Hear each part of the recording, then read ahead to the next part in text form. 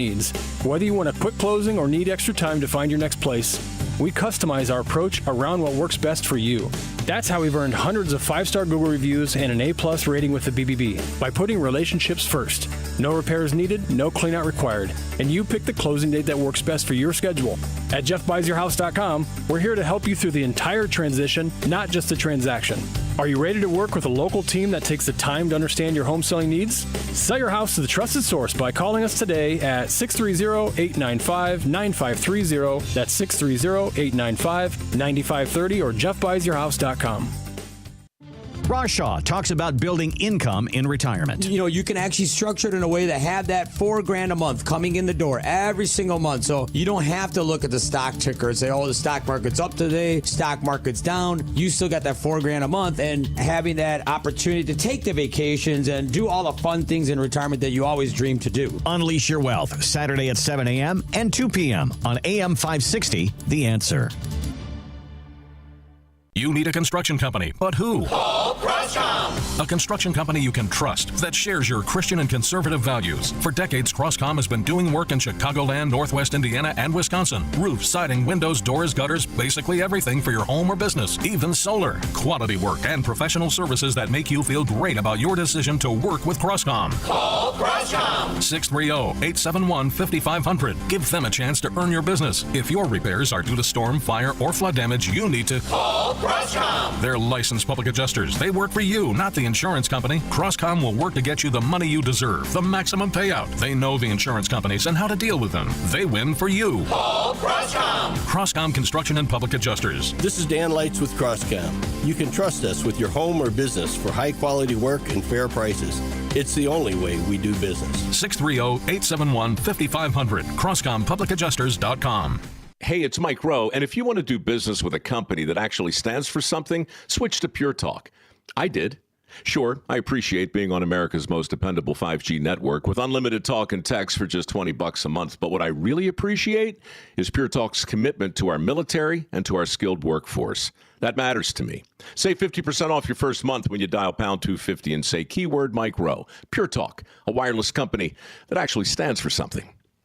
You're great at protecting your own personal information. You probably even use things like two-factor authentication, strong passwords, VPN. But as much as you try to be in control of how your information is protected, there's lots of places that also have it. That's why LifeLock monitors millions of data points every single second for identity threats. If your identity is stolen, a LifeLock specialist is going to help solve the identity theft issues, guaranteed, or your money back. Save up to 40% off your first year with a promo code Beck at LifeLock.com. Terms apply. The following advertisement includes a celebrity impersonation. The summer heat in Chicagoland is no joke. And if your old air conditioner is making funny noises, you may already know it's time for a new unit. Look, your air conditioner, it's a disaster. People are telling me it's the worst ever. Don't sweat it. Literally. When it comes to cooling your home, Air Right Heating and Cooling does it the best. And they love our country. Beautiful people. Rebates are still available. Financing is flexible. And at Air Right, installations are smooth and professional with no surprises. It's beautiful. Some people say it's the coolest air anyone's ever felt. I don't know. That's just what they're saying. It's doing an incredible job. Really tremendous. Plus, tell them AM 560 sent you, and Air Right will give you $56 off any service. Visit Air Right Heating and Cooling today at AIR-RITE.com. Again, that's AIR-RITE.com. Air Right Heating and Cooling. Doing it right since 1959. This is Carol Platt-Liebau for townhall.com. New documents released by Director of National Intelligence Tulsi Gabbard have shattered the legacy media's narrative about Russiagate. Although Americans have long known Russia didn't change the election's outcome and Trump didn't collude with the Russians, there's still plenty of news. Most notably, the new documents prove President Obama ordered intelligence reports to show Russia tried to help Trump win, although the original intelligence assessment never reached that conclusion. The new narrative was fed to the Washington Post and the New York Times in an effort to kneecap Trump's presidency from the beginning. Both papers won Pulitzer Prizes as a result, so it's no surprise they won't report on the new revelations, which reveal their stories as wrong and their prizes as undeserved. No, it's not surprising, but it is corrupt. Why would any American ever trust anything in these newspapers ever again? At Signature Bank, going the distance for business banking customers is what we do every day. We understand that business owners have a strategic mission, a drive to succeed, a plan for growth, and don't have time to wait for a bank to respond. With Signature Bank, you not only have a banking partner that has roots right here in Chicago, but our decisions are made locally too. Signature Bank knows that when you have a question or problem about your business, you want answers. You need someone who will pick up the phone or respond to your text. You need someone who is always there for you. That's Signature Bank. We are a team that wants to get to know you and your business. Want to be Signature Bank's next success story? Give us a call today at 773-467-5630 or visit us online at signaturebank.bank. Member FDIC Equal Housing Lender.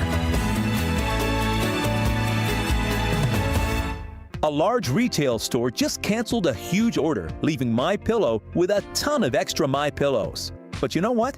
That's their loss and your gain. MyPillow is offering the Classic Collection for wholesale prices. Only $19.98 for a standard MyPillow. But it gets even better. For a limited time, they're going to offer the entire Classic Collection at wholesale prices. Get queen-size MyPillows for just $24.98. Upgrade to king-size for only $29.98. Get the body pillows for $39.98. And the multi-use MyPillows for only $12.98. So go to MyPillow.com and use promo code LIBERTY or call 800-489-0201 to take advantage of wholesale pricing and receive $100 in free digital gifts when your order is $75 or more. That's right. Get the standard MyPillow for only $19.98. So go to MyPillow.com or call 800-489-0201 and use promo code LIBERTY. That number again is 800-489-0201. Promo code LIBERTY. Perhaps you're a collector.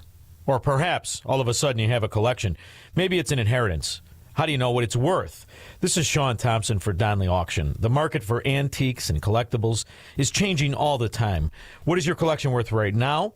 Well, I've got an easy way to find out. It's simple. You contact Donley Auctions. With their worldwide audience of live and in-person auctions, they have a good idea of how to tell you exactly what it's worth at exactly right now. They're ready to put top dollar in your pocket. The bigger the collection, the better. Go to DonleyAuctions.com and get the info on all things that they buy and sell to have an idea of exactly what Donley does and how much they need your collection. They have so many buyers, it's a great time to sell. Just simply make a phone call. Donley has traveled all over the country to pick up collections. Just call and talk to the people at Donley Auctions at 815-923-7000. Donley Auctions is your trusted partner in turning your collections into cash. DonleyAuctions.com. Now, your official weather forecast. Today, expect hazy sunshine due to Canadian wildfire smoke affecting air quality. The high will reach 82. Tonight will be partly cloudy with a low of 66. Tomorrow brings partly sunny skies, increased humidity, and a chance of an isolated afternoon thunderstorm. Temperatures will climb to a high of 84. I'm meteorologist Jason Caterina on AM 560, The Answer. Get the latest weather, traffic, and news updates online at 560theanswer.com. Portions of the following show may be pre-recorded. Now, from the Signature Bank Studios, this is Chicago's Morning Answer with Dan Proft on AM 560. The Answer.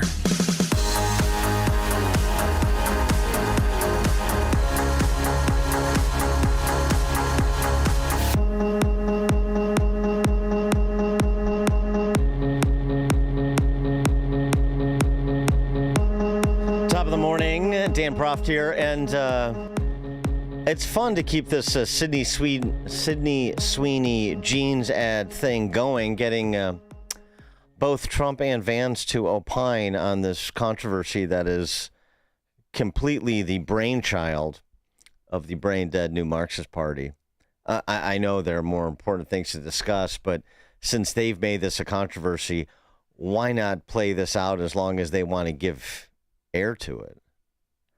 I mean, as J.D. Vance said in his appearance on the Ruthless podcast, I'm not sure this is the best strategy to particularly for young men, since you have this 18 to 25-year-old deficit. I mean, if you're that New Marxist Party, among men, that you want to take the side in opposition to a good-looking chick doing a jeans ad.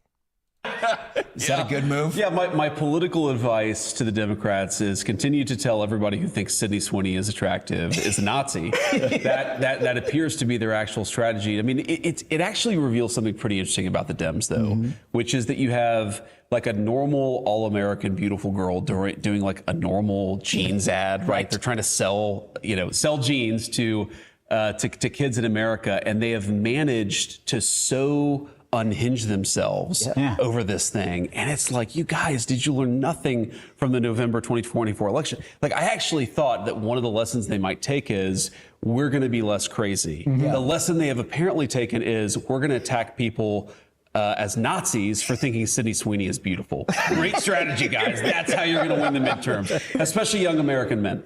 Yeah, and by the way, I mean, he's not wrong. I mean, well through the end of last week, we had not just your, random TikToker, even if they rise to the level of influencer, whatever it requires to meet that level.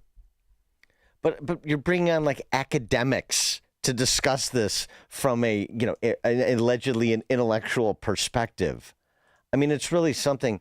I think it was Good Morning America that had this Keene University professor named Robin Landa on to give this the weight that it deserves. Keene University is in Jersey, I believe. Take a listen. Time to check the pulse. We begin with the backlash over a new ad campaign featuring actress Sydney Sweeney. Yeah, the ads are for American Eagle, and the tagline is, Sydney Sweeney has great genes. Now, in one ad, the blonde-haired, blue-eyed actress talks about genes as in DNA being passed down from her parents. The play on words is being compared to Nazi propaganda with racial undertones. The pun, good genes, activates troubling historical associations for this country. The American eugenics movement in its prime between like 1900 and 1940 weaponized the idea of good genes just to justify white supremacism. Despite that backlash, American Eagle stock has been soaring. Yeah, and American Eagle is not capitulating. They put out a statement of sorts. Just sort of, actually, it's like another clip of Sydney Sweeney like auditioning to be the jeans girl for American Eagle. Sydney Sweeney has great genes, and it is and always was about the genes. Her genes, her story. We'll continue to celebrate how everyone wants their AE American Eagle jeans, how everyone wears their AE jeans with confidence their way. Great genes look good on everyone. 312-642-5600, turnkey.pro answer line. It's really, really sort of interesting. J.D. Vance is right, though, too. I mean, it does have larger implications because it just further, I guess, marginalizes the brand. I mean, who's left?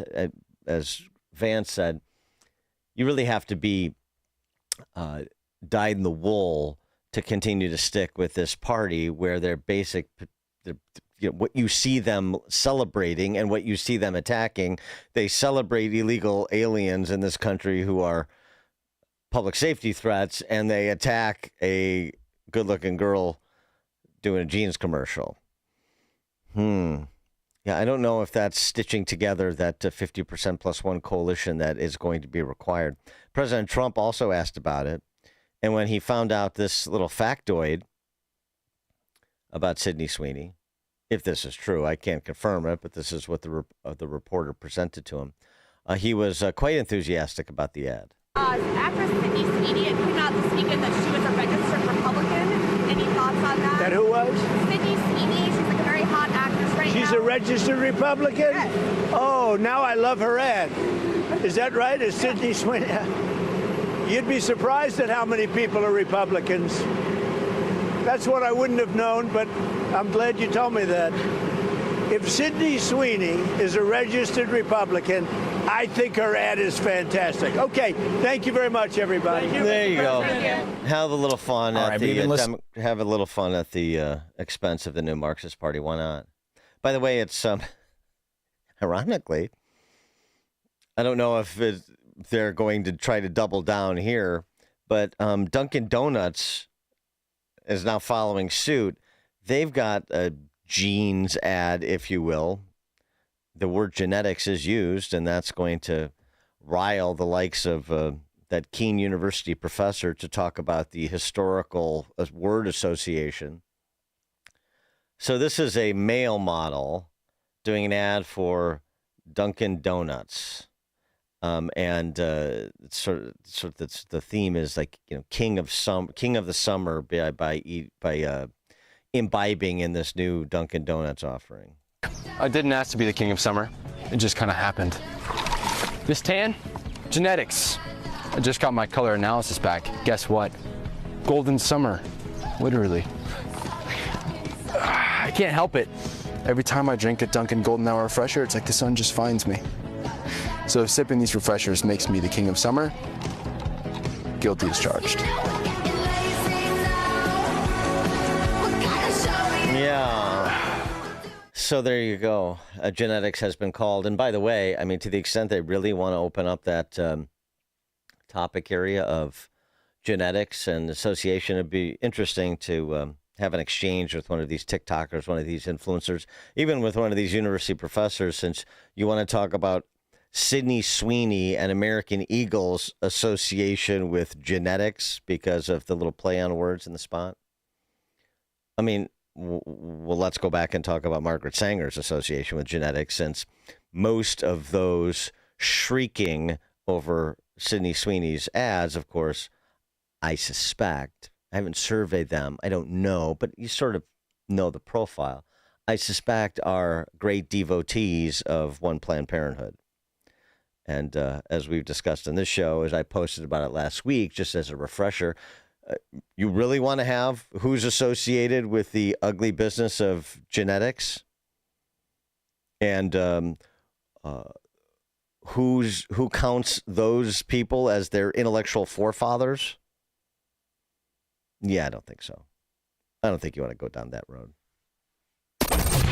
This is Chicago's Morning Answer. Your show keeps me alive during the week. There's nobody I'd rather listen to between 5 and 9 in the morning than you guys. On AM 560, The Answer.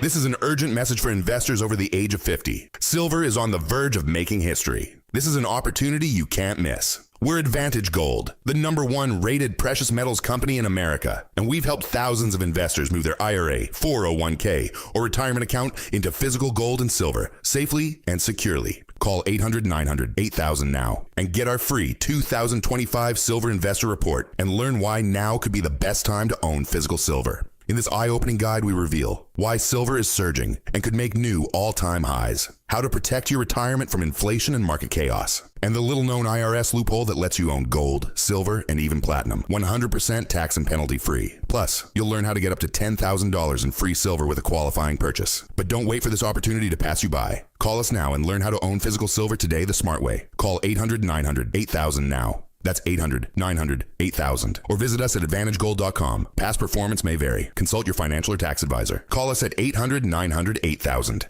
AM 560, The Answer. By the way, just to add salt to the wound, there's a video that was circulating on social media over the weekend of Sydney Sweeney at a handgun range. Pretty handy with a 9mm too, so gosh, that's going to disturb them even more. You can have Abrego Garcia. We'll take Sydney Sweeney, and we'll see you at the polls. How does that sound? Coming up at 5:38, the Cincinnati mayor finally weighs in on those beatings and subsequent arrests. An effort to muddy the racial waters in Cincinnati is afoot as well. That's all at 5:38. Now we check the headlines. Good morning. It's 67 degrees in Chicago in the AM 560 The Answer newsroom. I'm Nikki Whaley. White House economic advisor Kevin Haslett is defending President Trump's move to fire the head of the Bureau of Labor Statistics following a weak jobs report. In an interview with NBC's Meet the Press, Haslett echoed statements made by the president questioning the accuracy of the numbers. There have been a bunch of patterns that could make people wonder, and I think the most important thing for people to know is that it's the president's highest priority that the data be trusted and that people get to the bottom of why these revisions are so unreliable. The report said the U.S. economy added just 73,000 jobs last month, which is well below estimates. Trump took to social media and implied the labor statistics chief manipulated the data for political purposes. I'm Mark Mayfield. About 60% of millennials and Gen Zers blame their social life for hurting their financial goals. A new survey from Ally Bank also found that 42% of them report overspending on their social budget several months out of the year. Ally's survey revealed most American adults covet social time, with nearly 70% saying they meet with friends in person at least once a week. On average, they spend about $250 a month on social activities. Fewer than 1 in 5 say they have a strict budget for activities with friends. I'm Tammy Trujillo. This report is sponsored by Mattress Firm. Need better sleep? This Labor Day weekend, upgrade to premium sleep at Mattress Firm's best sale of the year. Let their sleep experts match you with the perfect bed and get the rest you deserve. They make sleep easy. Shop Mattress Firm's best sale of the year. Chicago's Morning Answer continues next. The biggest AM 560 event of the year is coming to Gobert's Farm in Pingree Grove on Friday, August 22nd. It's Sean Fest 2025. Join hundreds of fellow AM 560 listeners for the summer's best party. Be a part of the on-location broadcast with Sean Thompson, followed by live music, photo opportunities, food and dessert trucks, and it's all free. Registration is requested at 560theanswer.com/SeanFest. Sponsored in part by Quick Delivery Service and by myvirago.com. Dan Proft here. Let me take a moment to talk about one of our loyal sponsors. I'm talking about QC Kinetics Non-Surgical Therapy. You've been hearing their ads for 2 years on our airwaves, and the response from listeners has been overwhelming. QC Kinetics is a great company. I'm proud to have them as a sponsor. So many listeners are getting relief from chronic joint pain thanks to platelet-rich plasma and cellular therapies offered at QC Kinetics throughout Chicagoland in Oak Brook, Naperville, Morton Grove, Crystal Lake, and Gurnee. Listen, if you have chronic joint pain in your knee, hip, back, or shoulders and are stuck in a cycle of painful steroid shots and considering surgery, this message is for you. Contact my friends at QC Kinetics. QC Kinetics is going to determine if you're a good candidate and show you why surgery is not your only option. Get a second opinion. There's nothing to lose. They have weekend appointments. Call today and tell them Dan Proft sent you. When you do, 312-809-5955 is the number. That number again, 312-809-5955 to schedule your free consultation at QC Kinetics. Call 312-809-5955. That shot was money, Lisa. Hey, speaking of, did you ever figure out what to do with your parents' old coin collection? Not yet. I need a reputable dealer to appraise them. I have no clue what they're worth. I just finished working on my dad's estate collections. I took it all to Fox Valley Coins. Their customer service was the best. Plus, they're super honest and reputable, but most importantly, experienced. They'll give you the best prices. Really? They handle estate collections? Absolutely. Buying, selling, appraising, they do it all. It was quick and simple, and we maintained our privacy. Fox Valley Coins made the whole process easy. That's exactly what I need. Are they local? Right in Naperville. They have an easy website to remember. FoxValleyCoins.com. Perfect. Now let's see if you can return this shot.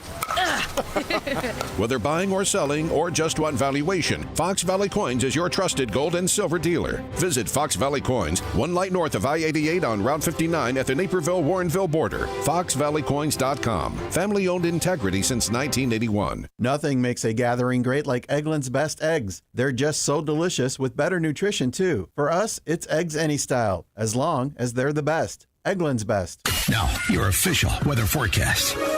Today, expect hazy sunshine with smoke from Canadian wildfires affecting air quality. The high will be 82. Tonight will be partly cloudy with a low of 66. Tomorrow, anticipate partly sunny skies, increased humidity, and a chance of a stray afternoon thunderstorm. The high will reach 84. I'm meteorologist Jason Caterina on AM 560, The Answer. Get the latest weather, traffic, and news updates online at 560theanswer.com. Now, from the Signature Bank Studios. If you're looking for the latest news, insight into what it means, and the sharpest opinion, there's only one station in Chicago where you can turn, and it's this one. We're AM 560, The Answer.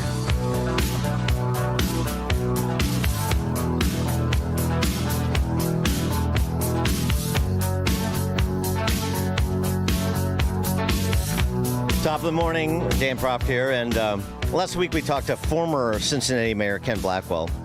about those beatings the weekend before this past. Arrests have been made. Serious felony charges filed against 3 individuals, including a charge of coordinating, like it was premeditated. That charge came later. There was the initial wave of assault charges, and then there's additional charges against one of the 3 individuals that had been taken into custody. And one of the things that we discussed with Blackwell, former Cincinnati mayor, former Ohio Secretary of State, also a black gentleman, if you're not familiar with him, is where's the mayor here? We heard from the vice mayor. We hear from one member of the Cincinnati City Council saying those honkies deserve the beatdown that they got, which was an interesting choice. But we haven't heard from the mayor. Aftab Puraval is his name. And we finally heard from him. Very interesting choice he's made, too. This is what he had to say at a press avail, including with a local pastor there in Cincinnati, who you'll hear from subsequently. But first, Mayor Puraval. Reach out to the victims? Have you talked to victims? I have not. Look, again, this was a fight. It was a horrific fight.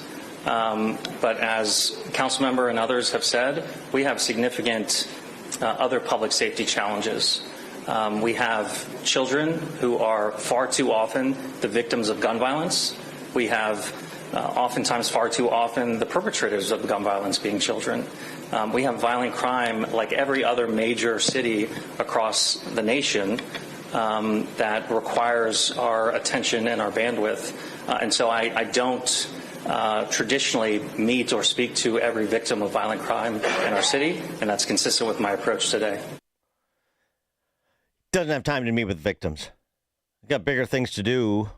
A lot of challenges, a lot of imperatives that he has to fulfill on behalf of the good residents of Cincinnati. Doesn't have time for the victims. There's a lot of violent crime. Can't meet with every violent crime victim, although it's an odd thing to say.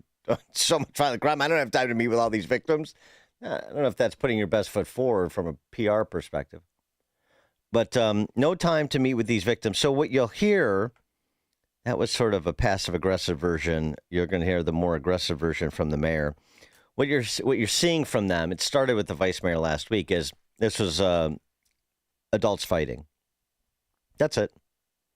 Unfortunate, ugly, chaotic, disturbing. Adults fighting. It's a one-off.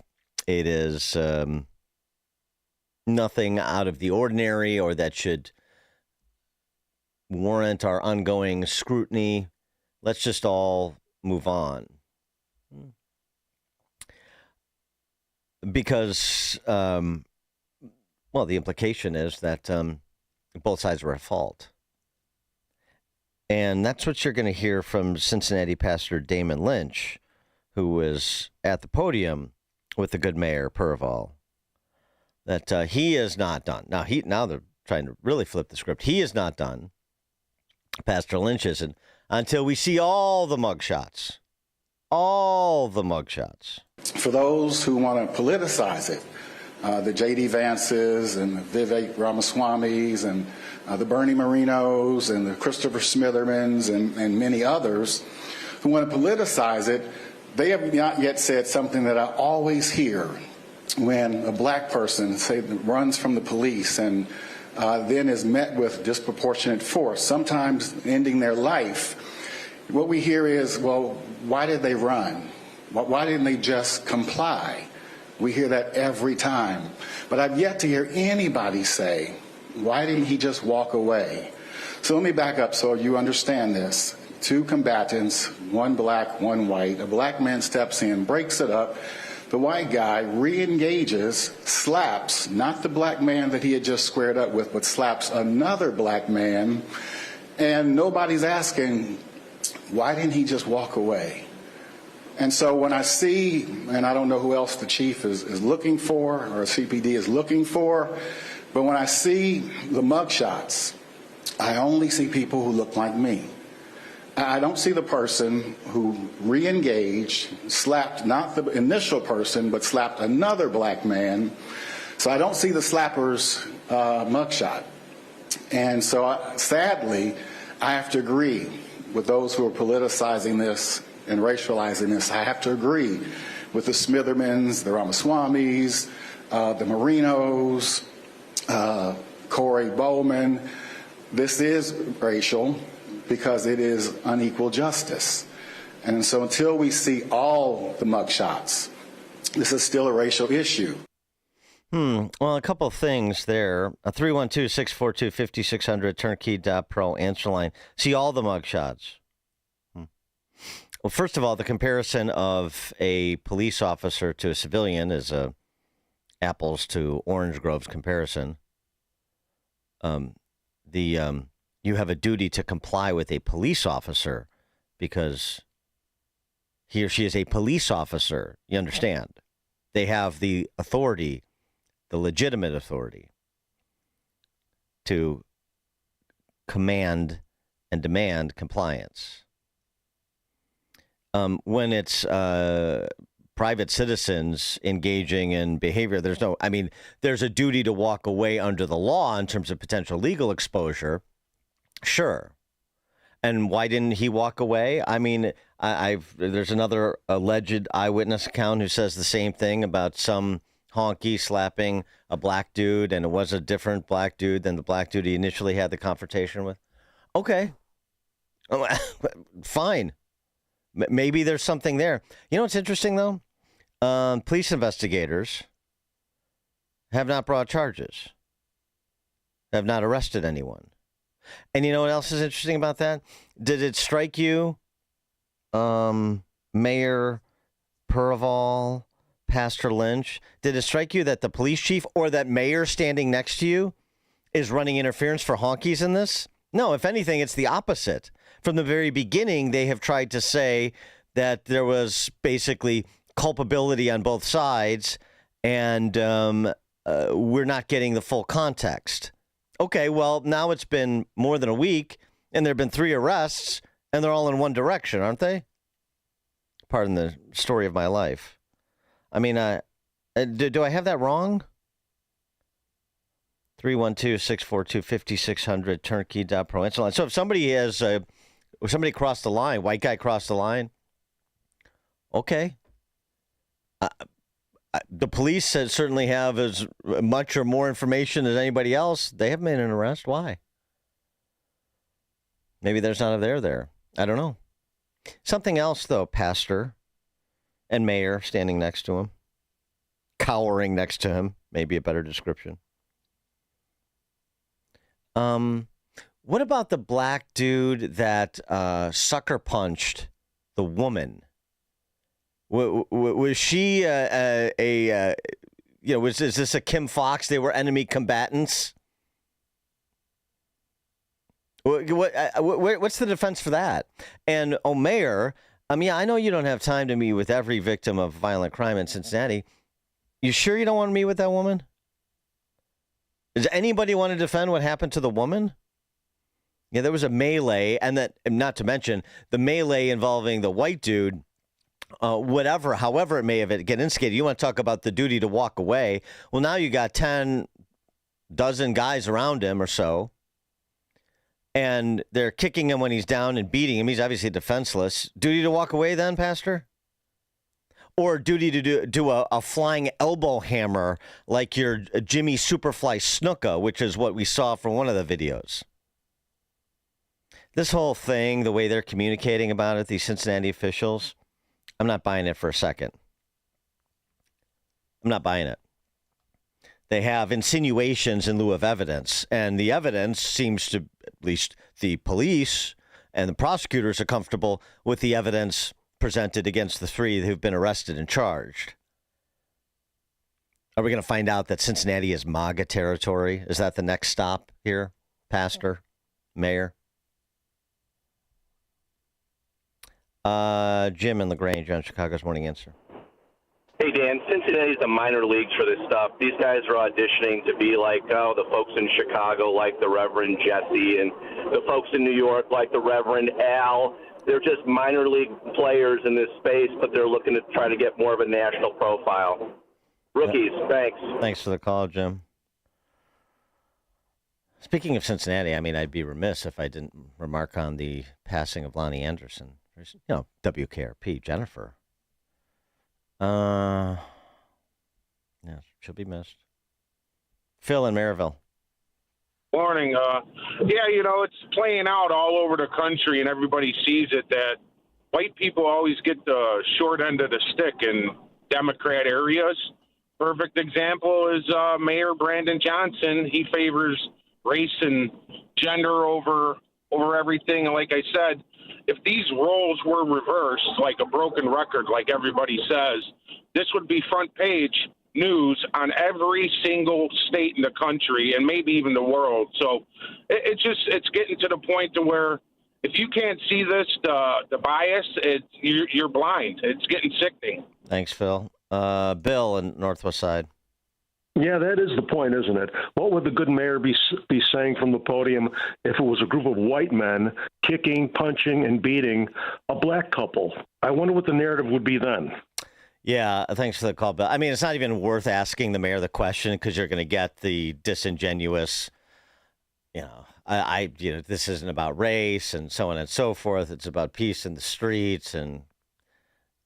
But of course, if some white dude sucker punched a black woman, knocked her out cold, she's, lying spread out on the street, and I don't know how much an effort was made to render aid.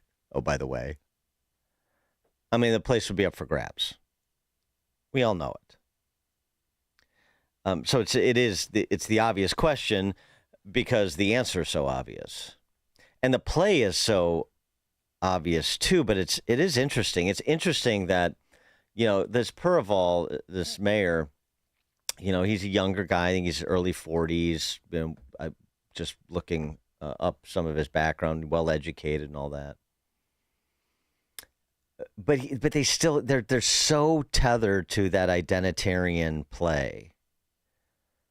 This is very much a microcosm of that new Marxist party. It's the same thing, the Sidney Sweeney thing. It's not the biggest thing in the world, but it's a real tell. They can't find their way out. Even those who are intelligent and maybe even honest enough to know better, politically, they can't find their way out. This is their play. That this is like it's this identitarian race hustling business or bust. And the fact that it went bust in November has not really dissuaded them, because in these big blue cities and the big blue states, there really hasn't been a reckoning. There was a reckoning for Kamala, the national Dems, some Senate races. But what we're talking about here, the metropolitan centers, there hasn't been a reckoning. And in point of fact, look at what's going on in New York and Mogadishu, Minnesota, formerly known as Minneapolis. See a reckoning in the offing there?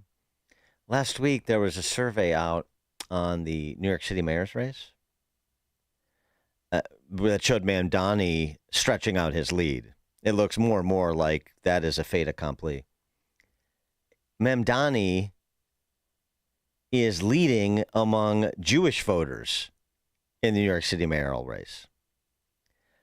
These are people who cannot find their way out. They are not ready to extract themselves, or they don't know how. They're basically the equivalent of somebody who is still wearing a mask and standing 6 feet apart. They don't know how to return to anything that resembles normalcy or sensibility. Maurice in Berwyn. Yeah, Dan. First of all, I think everyone needs to be able to walk away. Yeah. I have no idea why people just cannot walk away from a dangerous situation. And second of all, I just want to remind people, it wasn't just in Montgomery, what was that, was that 22 or 23, where wasn't just a group of white dock workers trying to beat the hell out of a black guy? I think it is something's going on where for some reason people feel a bit of justification to just become violent for no reason. No one can just say, sticks and stones. for some reason, and then things escalate out of control. Yeah. You know what? One of the there's a lot of reasons, but ultimately, where we're at is we have a lot of people who are completely lacking in impulse control, who are uncivilized, of course, who are uneducated and uncivilized. Yeah. Well, it's for conflict resolution skills. You have PSAs about road rage again, like it's 1985, and that's what it is. It's all parts of it's everywhere. I say the fish rots from the head down. They say in the South, but it's a reflection of society, and so everyone just needs to chill out. I'll say this now, and I know you're up against the hour. I jokingly tell people the 80s was the golden time of race equality. I say, look at G.I. Joe, the cartoon. You've never seen so many ethically and racial people getting along to take down a common enemy. Yeah, right. Yeah, right. Well, and you got heat for that because the 80s is associated with Reagan, and so that's bad.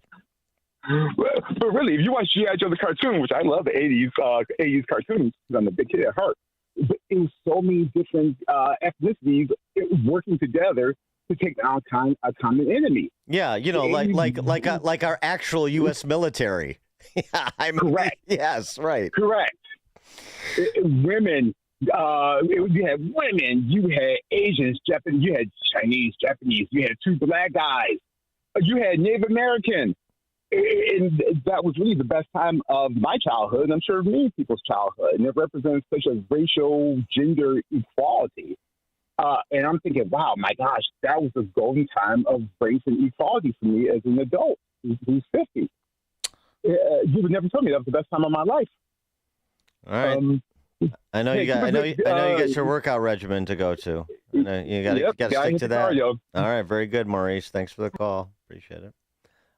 George, Naperville. Well, how about this for a new city slogan for Cincinnati? If you're white, keep out of sight. All right, George. David in Winnetka. Hey, good morning, Dad. A couple things.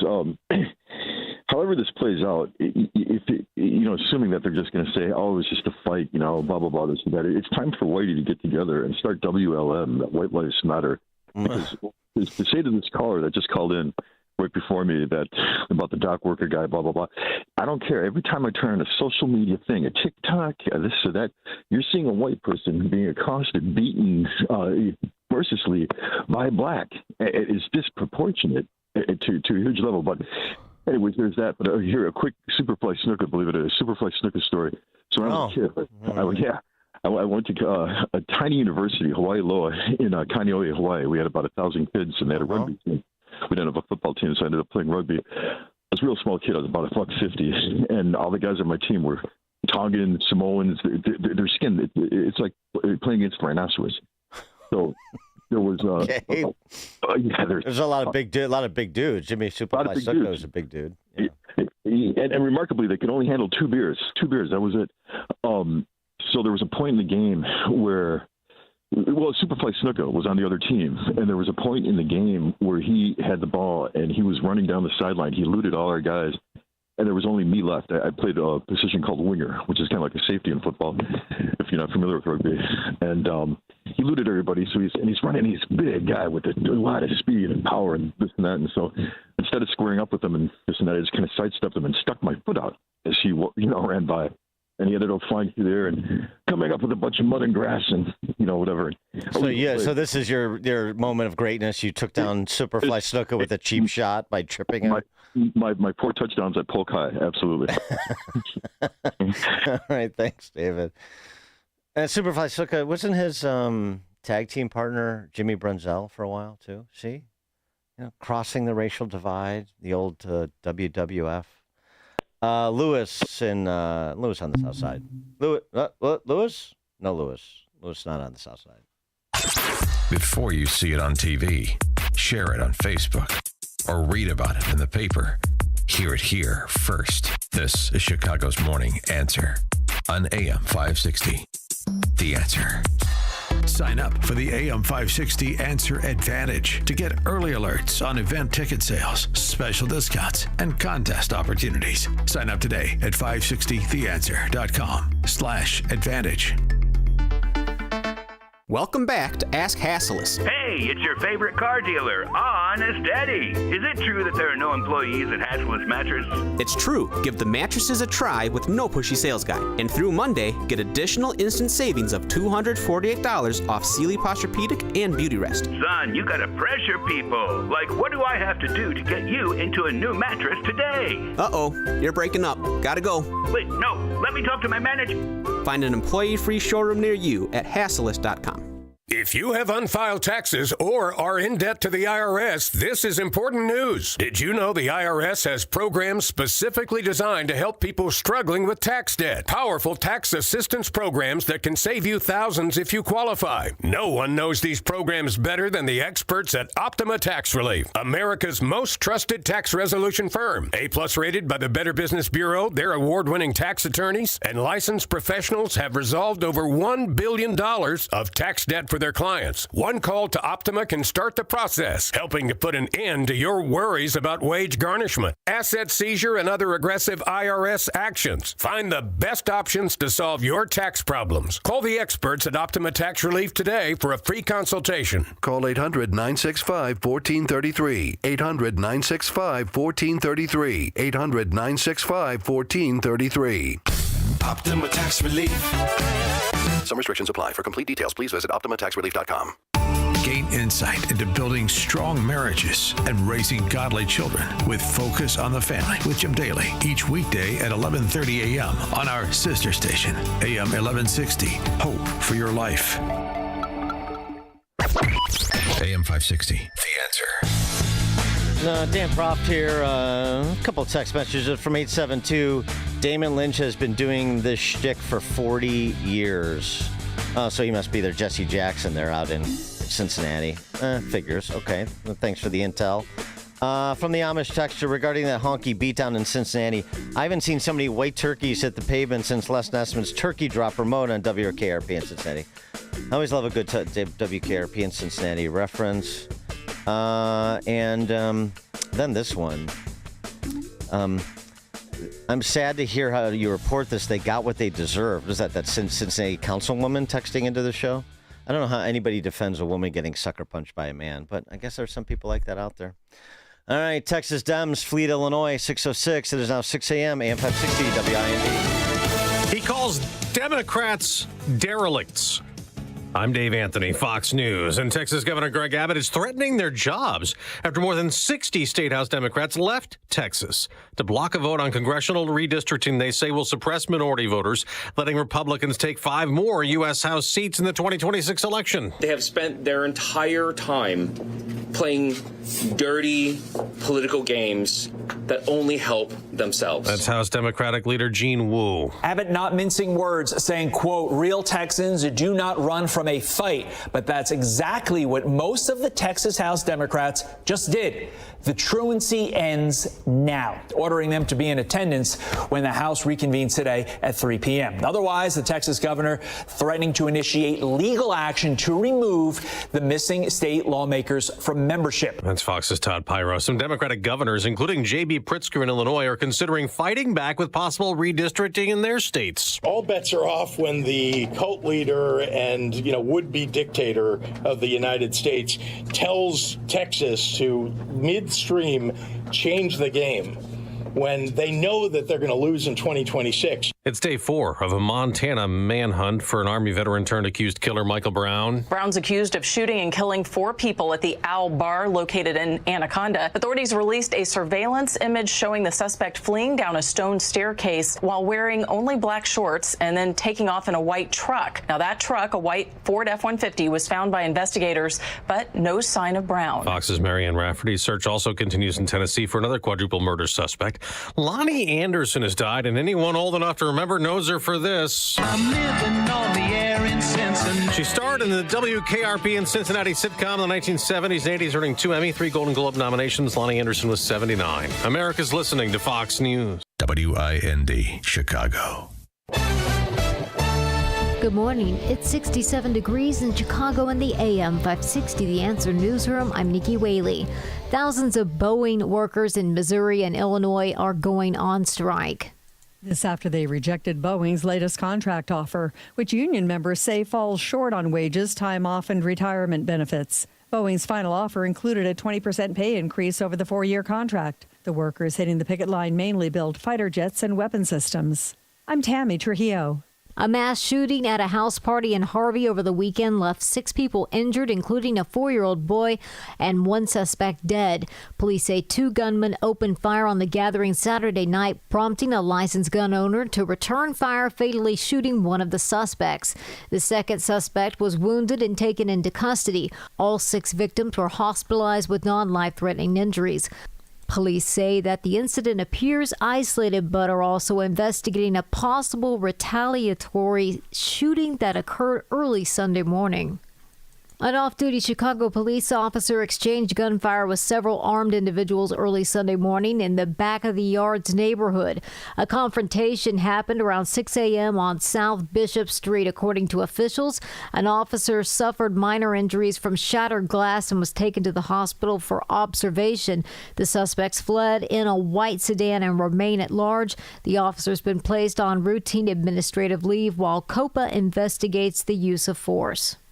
And police are looking for multiple suspects involved in a pair of armed robberies targeting food delivery drivers in the South Shore neighborhood. Incidents happened on South Kingston Avenue near East 77th Street on July 28th and 30th. In both cases, the victims were approached with up to 4 armed men and robbed of their personal belongings. The suspects fled the scene and have not been located.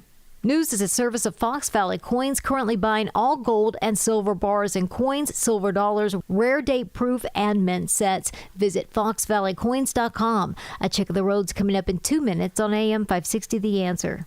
Charlie Kirk says we have to step it up. The point is this, is that if you're going to try to appeal to the Democrats' virtue or higher calling, they don't have a higher calling. So why are we trying to persuade and we're trying to create a deal? Break their will. They are taking the United States hostage. This is an active hostage political situation happening in the U.S. Senate. The Charlie Kirk Show. Weekdays at 11, right before Scott Jennings at 1 on AM 560. The Answer. Born on America's darkest day of 9/11, the Tunnel to Towers Foundation has been helping America's heroes ever since. People who put their lives on the line for our country and our communities need your help now more than ever. Join Tunnel to Towers on its mission to do good in their honor. Never forget 9/11 or the sacrifices of this country's heroes and their families. Show your support. Donate $11 a month at T2T.org. That's T2T.org. Progressive presents Employee of the Month. Small Business Edition. Today's recipient from Lucky Larry's Landscaping, Larry! Larry saved his business money with a quick commercial auto quote from Progressive. Does it help he's his own marketing manager, accountant, executive assistant, and never been late? Technically, yes, but saving really put him over the edge. So, Larry, give Larry a round of applause. Be your own Larry. See if you could save in as little as 7 minutes at ProgressiveCommercial.com. Progressive Casualty Insurance Company and Affiliates. Chicagoland certified financial planning professional Tim Stearns discusses taxes in retirement. Most people are paying more in taxes and keeping less of their money to live and do what they enjoy. That's why we've put out the retirement tax bill calculator online. You can see with your own eyes just how much you might be overpaying. It's a valuable tool, $500 value, but we made it free for you to view and run your own numbers at MVPCFP.com. That's MVPCFP.com. To run your retirement tax bill calculator, go to MVPCFP.com. Investment advisory services offered through Cornerstone Securities, LLC. Sponsored by AXCAP Ventures. America, listen up. Gold prices are breaking records. With inflation raging and central banks hoarding, every American should own gold. And like President Trump said, whoever holds the gold makes the rules. AXCAP Ventures owns one of Nevada's largest undeveloped gold deposits and trades for pennies on the dollar. This could be your way to ride the gold boom. AXCAP trades under GARLF on the OTC. Visit axcapventures.ca today.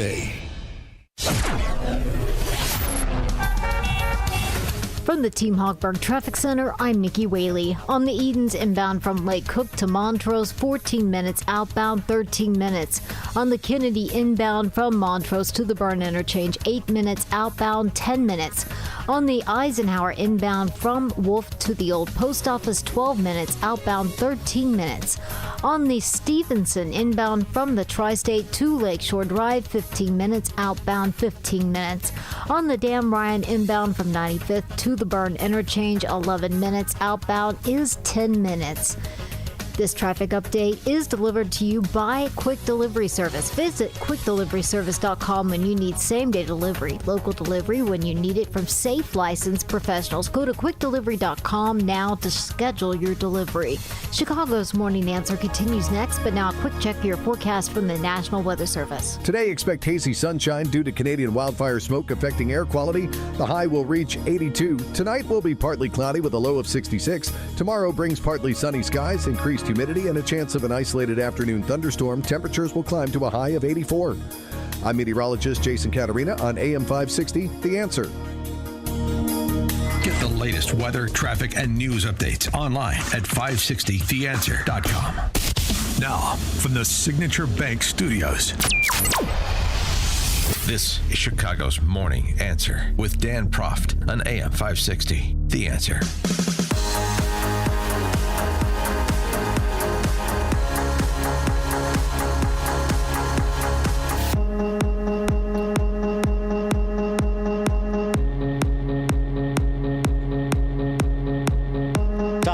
Dan Proft here. Not just a sanctuary state for people in this country illegally who pose public safety threats, but also a sanctuary state is Illinois for fleabagging Marxists. But not since Wisconsin fleabaggers populated the Clock Tower Hotel out there in Rockford have we had such an influx of fleabaggers. 57 Texas State House Democrats brought to Illinois courtesy of one Governor Jelly Belly, convening at the New Marxist Party's HQ in Carroll Stream. They're in DuPage County, a county they have now taken over, thanks to feckless Republicans, to decry gerrymandering. I mean, these has anybody taken a look at the congressional? Nobody in the Chicago Press Corps apparently has. To talk about gerrymandering in other states when Illinois is as notorious for gerrymandering as it is for every other sort of political skullduggery. Oh my gosh, gerrymandering happening in Texas, heavens. This was Jelly Belly trying to make friends. So Trump came up with a new scheme, rig the system by ramming through a corrupt mid-decade redistricting plan that would steal 5 congressional seats, silencing millions of voices, especially Black and Latino voters. It's really something to just the facility with which these people lie. It never surprises, but at the same time, it never gets easier to consume, and I do mean consume when it comes to Jelly Belly. Yeah, these are people that oppose any effort to have an independent map process in Illinois, right? The maps were always left to Mike, well, for the last half century, to Mike Madigan and his expert cartographers.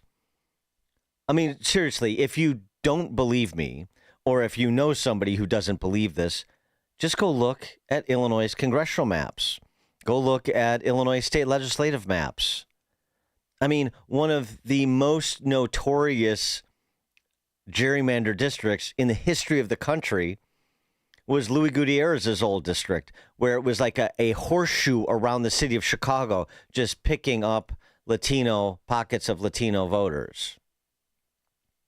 Not exactly. And so thinking about that map and then listening to them talk about the Supreme Court's principles about drawing districts, compactness and contiguousness and respect for municipal boundaries. Look at your own maps. You did them. Oh, Trump is rigging. Trump is rigging the system. No, first of all, Trump's not drawing the map in Texas. Greg Abbott and Republicans are. Just like Democrats drew the maps here and eliminated a Republican seat. And over time, attrition, again, aided and abetted by cowardly Republicans, incompetent Republicans. I mean, it's 14-3 now. That's not the split in this state. Kamala Harris didn't get 80% plus of the vote here, because this is the other arguments you're hearing from them. You know, it's not to potentially add 5 more Republican seats in Texas. That wouldn't be representative of the racial distribution, the demographics of Texas. Yeah, well, that happens all over the place, particularly when you get expert cartographers that carve up a region or a state for the express purpose of maximizing their numbers, which, by the way, happens everywhere that is not on some sort of computerized sort of Iowa model independent map making system where you do attempt to abide those principles set forth of compactness, contiguousness, and respect for municipal borders. You get a computer-generated map, and your legislature gets an up or down vote. We could do that in Illinois. And they could do that in Texas, too. We don't want to. They don't want to. Here's the good news about this, because all this gerrymandering business is quite terrible, actually, in my view. On Friday, the Supreme Court has agreed to consider whether majority-minority congressional districts drawn to comply with the Voting Rights Act are compatible with the Constitution's equal protection guarantee. This is long overdue. It's a Louisiana case, and on Friday, the court broadened the case by asking parties to address the question of whether the state's creation of a second majority-minority congressional district in the case of Louisiana violates the 14th or 15th Amendments, something that Clarence Thomas has been chiding the court about for a while, because states have been in this trick bag, as the Wall Street Journal rightly describes. If they weigh too heavily on race, they can run afoul of the Equal Protection Clause. But if they ignore race, they can be sued for violating Section 2 of the Voting Rights Act. Let's make it clear. It should be irrespective of race or anything else. Congressional districts, basically populations of 500,000. Okay. Compactness, contiguousness, respect for municipal borders. Go. You want to have more competitive elections? You want to have less incumbency protection? You know, the opportunity for, more people to enter the system as potential candidates? Small d, democratize our democracy?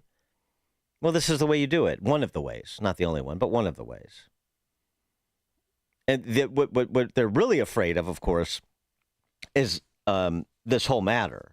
And I'm not just talking about Texas, these flea baggers notwithstanding. By one look, the Democrats could lose as many as 25 House seats if the Supreme Court ended race-based gerrymandering. 25 House seats. That's Election Wizard posted a simulation to that end. And it's funny to listen to Jasmine Crockett. Oh, yeah. Yeah. Yeah, Jasmine Crockett.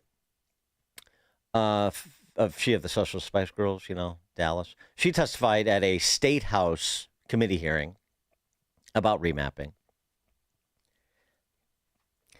Listen to what they say. So here's what they do. They put together artificially majority-minority districts to ensure, or attempt to ensure, doesn't always work out this way, but attempt to ensure majority black district elects a black person, majority Latino district elects a Latino person. Right. We know this. But then on the other hand, she turns around and you'll hear, And she complains about stacking minority voters, concentrating them unduly concentrating them in particular districts to actually dilute their electoral power. So which do you want? You want majority minority districts, but not too, just enough of a majority to guarantee this outcome so that then we can, carve out potentially another one. That's the game they've been playing. That's the game they've been playing here. And anybody who's paid even passing attention as some of these debates over the years have come about to talk about map making process, after the census and when maps need to be redrawn. I mean, come on. And then the fleeing here and and J.B. Pritzker saying this. All bets are off when the cult leader and, would-be dictator of the United States tells Texas to midstream change the game when they know that they're going to lose in 2026. Yeah, and threatening that maybe he'll do a remap, a mid-decade remap in Illinois. Go ahead and try it, Jelly Belly. I'd like to see you try it. I'd like to see you cut the state up any better than it was cut up by Mike Madigan for the purposes of ensuring, or all but ensuring, supermajority of Dems in both chambers of the General Assembly, in addition to the distribution of congressional seats.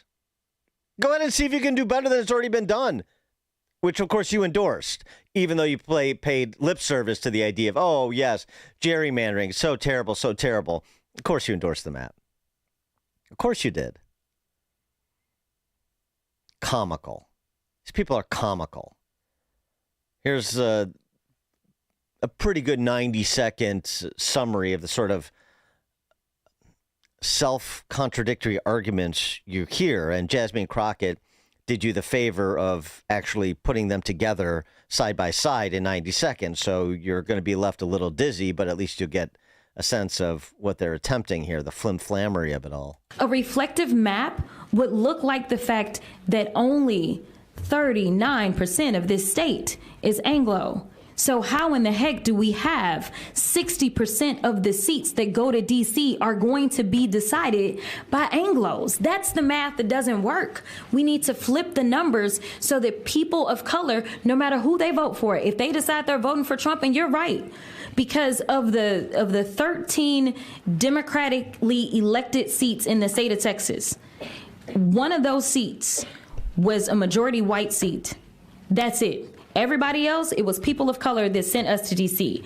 But when we look at the Republicans, of the 25 seats, 23 of those seats are Anglo majority seats. 2 of those seats, Latinos are the ones that chose. And I don't have a beef with that. Like, that's who they elected, and that is perfectly fine. So they have 2 Anglo seats that are Republican. 2 Latino opportunity seats that elected Republicans. That is perfectly fine. People vote for who they vote for, but don't divide our communities and dilute our voices. And that's why we're here, because we feel like we're being diluted, because we're packing black folk, or the bill author mentioned that there's some district that went up to over 70-something% Latino. That is packing. You don't need almost 80% Latinos for that district to perform as a Latino opportunity seat. And so you don't. Well, first of all, what is an opportunity seat? A congressional seat or a state legislative seat? They're just seats. Opportunity seats. That's a fun phrase. I'm opposed to opportunity scholarships for kids, but I'm for opportunity seats so we can get more identitarian Marxists into the halls of power, my friends. I don't care who you vote for, so long as you vote for a Latina or Latino Democrat.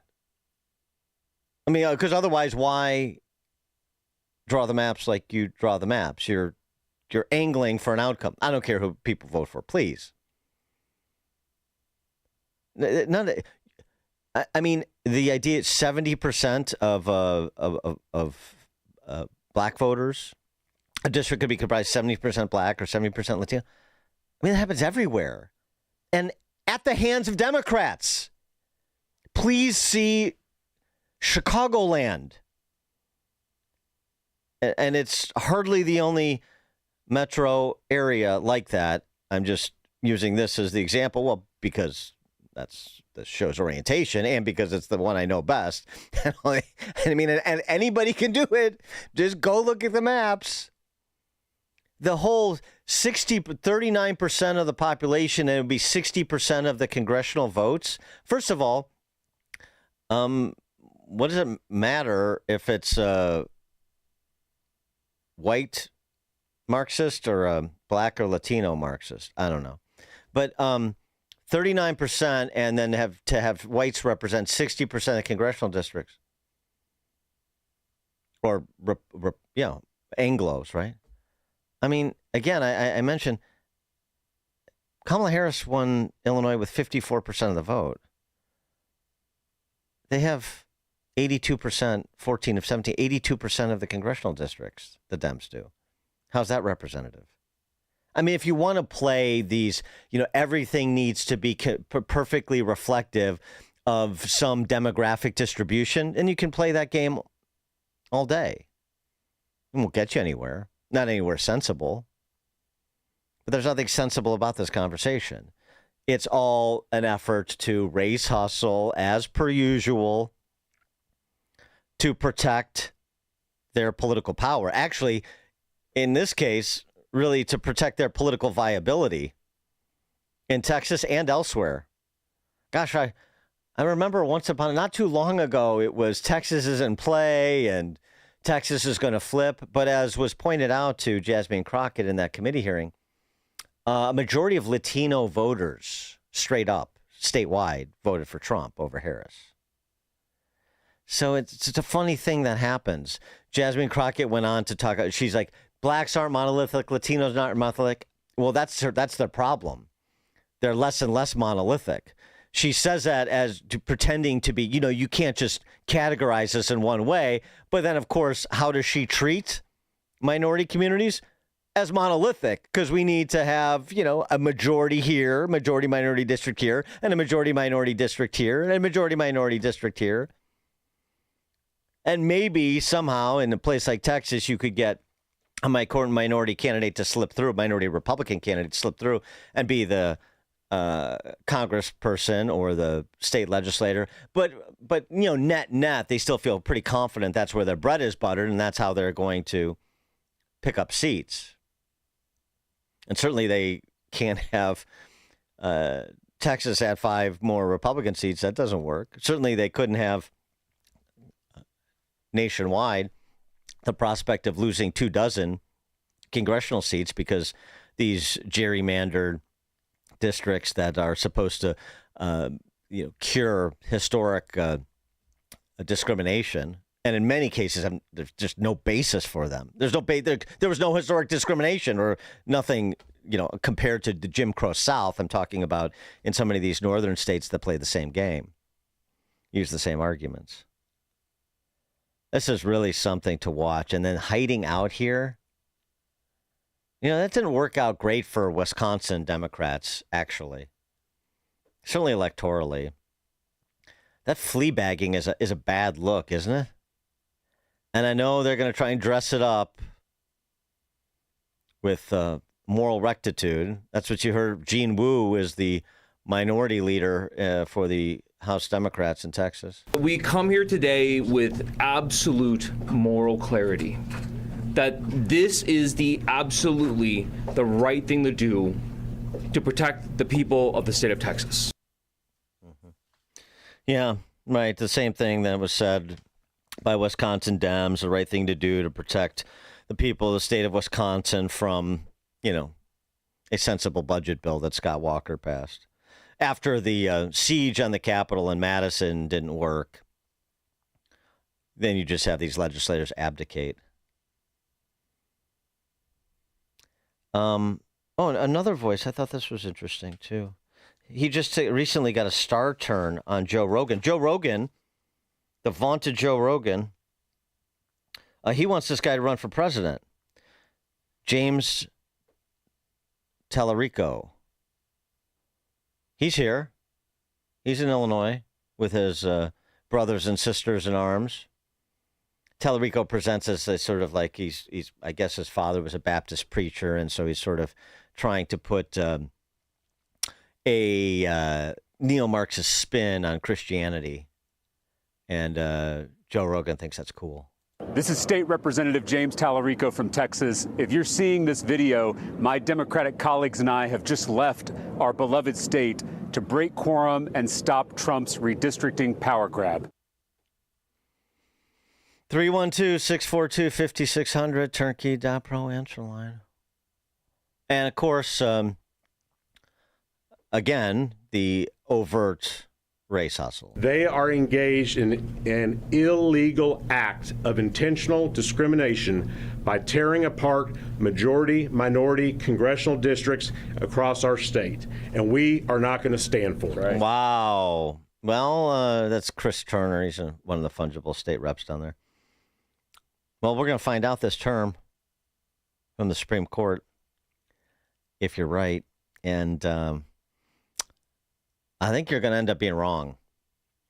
And I hope the court moves in the direction that Justice Thomas has long wanted to move in.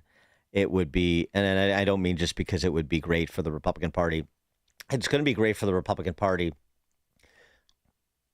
That is a happy byproduct. And that's the reason is, oh, by the way, is because red states are growth states. Red states are growth states. Don't blame Republicans. You actually credit them that you have Texas and Florida leading the way in terms of incoming population, in migration. And you have states like New York and Illinois and California leading the states in outmigration. It's all self-inflicted, the good and the bad. But these minority majority districts, these bastardized maps. I mean, you have state Senate maps that go from Chicago to Kankakee to pick up pockets of black population to make sure they're majority black districts and so forth. It's unseemly. And it starts from the false premise that a black person can't represent a white can't represent a black, a Latino can't represent a black or a white. That's really what should be attacked here. You're telling me that a majority white state legislative district or congressional district couldn't or wouldn't elect a black man or woman to be their representative? Elect a black man to be president? I don't think that's true. And if you do think that's true, then you should say so. Strip off the veneer of protecting people and this is discriminatory and you need your representation. If that's what you really think, and they do, but I want them to say it. I want them to say it over and over again. That America is systemically racist, 1619 Project, we're still suffering from the ravages of slavery. And no, you can't trust the white man to elect a black man. I want him to say it. And see how that goes over electorally. Across racial demographics, by the way. Bob in Buffalo Grove. Good morning, Dan. Thanks for getting to me, and always good talking to you. Can I give you a little bit of my history? About 35 years ago, I moved to Buffalo Grove, was in the 10th. Had Kirk as the congressman that flipped over to Bill as a Republican, and then they gerrymandered the district, I think, to flip it blue, and I got Schneider. Then I can't remember what year it was, but I got moved to the 8th district to grab the Schaumburg area so they could elect Tammy Duckworth, and she goes to the Senate, and I get Raja. And again, I don't know what happened in 2022, but they gerrymandered the district again, and this is the ridiculous one, is I'm now in the 5th, and the 5th goes from Buffalo Grove down the tollway into the city, the Kennedy, and then heads east, and I grab Lakeview. I'm in the same district as your former co-host, Amy. I know. Amazing. Right, exactly. Perfect illustration. Thanks for the call, Bob. Exactly what we're talking about. And then you're going to have Governor Pritzker up there wagging his finger about gerrymandering. Are you serious? Who buys this stuff? Really? Glenn in Orlando. Yeah, good morning, Dan. You know, the Judicial Watch is doing a lot to get the voter rolls cleaned up. Illinois is on the hit list for that, and that's another part of the equation is getting the voter rolls cleaned up because the Democrats can't win unless they cheat. Thanks for the call, Glenn. Well, yeah, you're right. Actually, Jeannie Ives has been talking about that too, because the Department of Justice has taken an interest in Illinois. This Department of Justice now has taken an interest in Illinois' inability to maintain the integrity of its voter rolls. But you're right, that's part of it. I mean, the gerrymandering thing is, as I said, just one part of talking about essentially election integrity. It really is. This is not, the founder's vision for a representative republic where the politicians choose their voters rather than the other way around.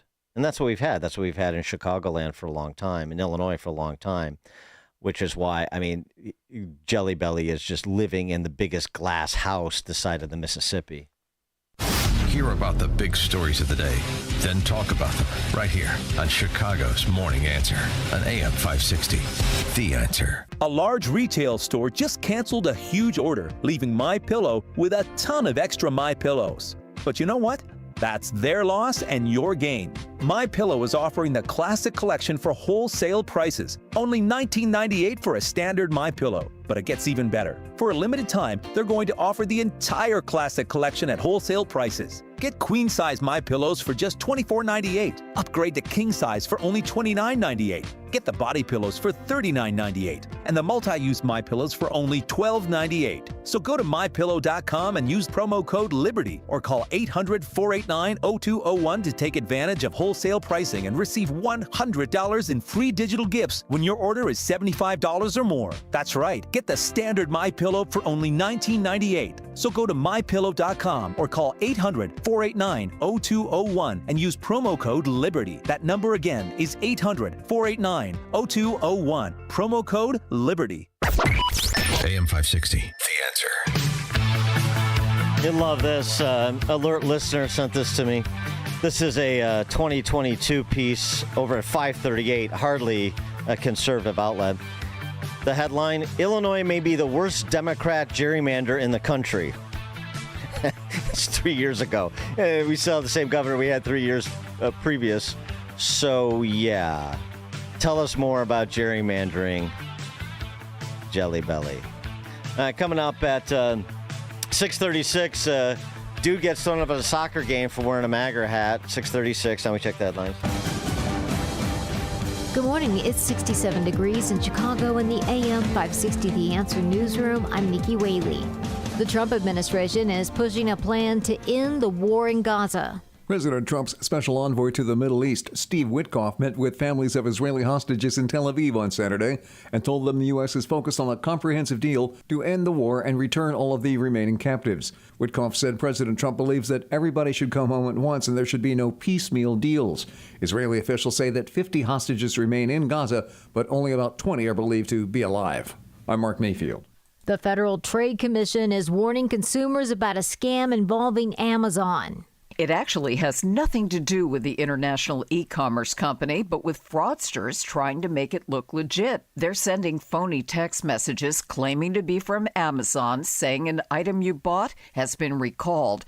The FTC says don't fall for it. Don't click on the link offering a full refund, or you could be ripped off by scammers who are after your money and personal data. I'm Sarah Lee Kessler. Ford is recalling more than 312,000 vehicles over a problem with its Power Brake Assist. The electronic brake boost module may lose power while driving, and that can increase the stopping distance. The recall includes the 2025 Lincoln Navigator, F-150, Expedition, Bronco, and Ranger vehicles. News is a service of AlmostFreeTeeth.com. What if you could save 90% for dental implants and get 100% of your smile back? With a Blue Cross Blue Shield PPO or FVP, it's possible.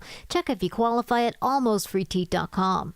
A check of the roads coming up in 2 minutes on AM 560 The Answer. Mike Gallagher sees the president revving up our economy. This will be a historic day for U.S. trade. President Trump unlocked one of the biggest economies in the world. The European Union completely accept our auto and industrial standards for the first time ever. In addition, it will purchase $750 billion of energy from us. The Mike Gallagher Show, weekdays at 9, right before Charlie Kirk at 11 on AM 560. The Answer. At Signature Bank, going the distance for business banking customers is what we do every day. We understand that business owners have a strategic mission, a drive to succeed, a plan for growth, and don't have time to wait for a bank to respond. With Signature Bank, you not only have a banking partner that has roots right here in Chicago, but our decisions are made locally too. Signature Bank knows that when you have a question or problem about your business, you want answers. You need someone who will pick up the phone or respond to your text. You need someone who is always there for you. That's Signature Bank. We are a team that wants to get to know you and your business. Want to be Signature Bank's next success story? Give us a call today at 773-467-5630 or visit us online at signaturebank.bank. Member FDIC Equal Housing Lender. When was the last time you hopped out of bed without joint pain or walked downstairs without groaning? Dan Proft here for QC Kinetics Non-Surgical Regeneration. Schedule your free consultation with my friend, Dr. Caravelli. There are thousands of patients who will tell you they wish they would have called sooner. 92% success rate. So many AM 560 listeners turn their lives around with QC Kinetics regenerative treatments that work with your body to help restore and repair damaged joint tissue. Natural cellular therapies. No scalpels, no pills, no steroid shots. I'm talking long-term pain relief without time off from work. Bring your x-rays and MRIs to QC Kinetics for a free, no-pressure chat and thorough evaluation to see if you're a good candidate for regenerative therapy. Appointments are available weekdays and Saturdays. Worst case, you learn something new. Best case, you get your life back. Grab your phone and call now, 312-809-5955. Again, 312-809-5955. One more time, that number for QC Kinetics, 312-809-5955, and tell them I sent you when you call. Are you looking to hire? ZipRecruiter finds the best candidate for your job fast. Try ZipRecruiter for free at ZipRecruiter.com/free. ZipRecruiter.com/free.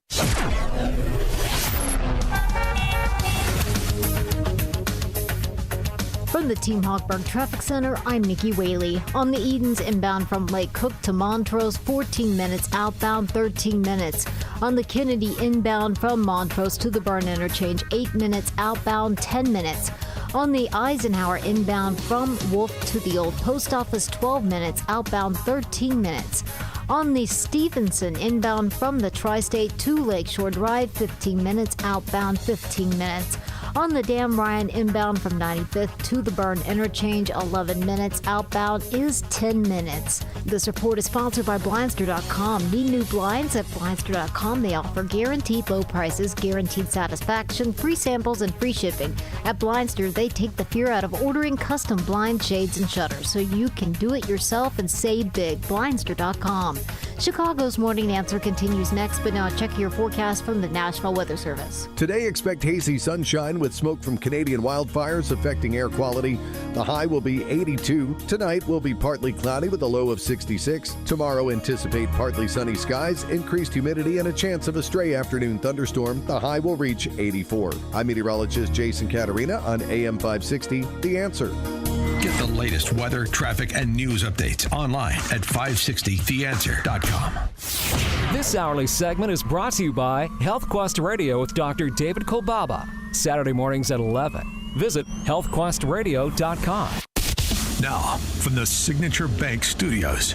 Sports and politics and sports and politics and sports and politics and intersection. Arrogance and ignorance. Arrogance, ignorance, and arrogance and ignorance. Intersection. Top of the morning, Dan Proft here. Got a couple of items in this latest installment of Sports and Politics. We begin in St. Louis. Apparently there's some sort of soccer team in St. Louis.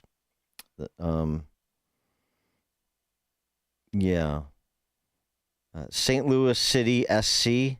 I guess that stands for soccer club. So guy at St. Louis City SC game wearing a MAGA hat, just the typical red MAGA hats that make America great, and gets confronted by security in addition to a self-identified MAGA security guard. And it goes down like this. When he's pointing, by the way, you're going to hear him pointing to flags that he then pans and shows being waved in the stadium. And they include, like, the LGBTQIA2S++++++ flags. So those aren't political, but his MAGA hat is. We're on cameras up here. No, I just want to make sure. Yeah, what's up? I'm Michael Weitzel. I'm being asked to leave by the police because of Donald Trump. Hey, I'm a Donald Trump fan. You're a Trump fan? I'm a MAGA. Yes, I am. So I just want all these topics you got to deal with are MAGA, but they don't do non-political. They don't want any kind of political. So those flags over there. Those are pre-approved. Those flags over there. Those aren't political. So my question to you guys is: are these rules equally enforced on everybody? Here's my question to you. And the only way I can do that is if I enforce it with you. Go out and handcuff. So I'm being threatened with arrest. Why am I breaking? What am I? Well, we ask you to leave. You're asking me to leave. Am I being evicted from the premises? You're being evicted from the premises. You want to make a big? We're gonna walk up. I'm being evicted from the premises because of Donald Trump. Because we can't wear Donald Trump hats in public, and so now I'm being evicted from the premises. We need a big procession to get me out of here. Trump is not welcome in St. Louis City SC Club. Trump is not welcome here.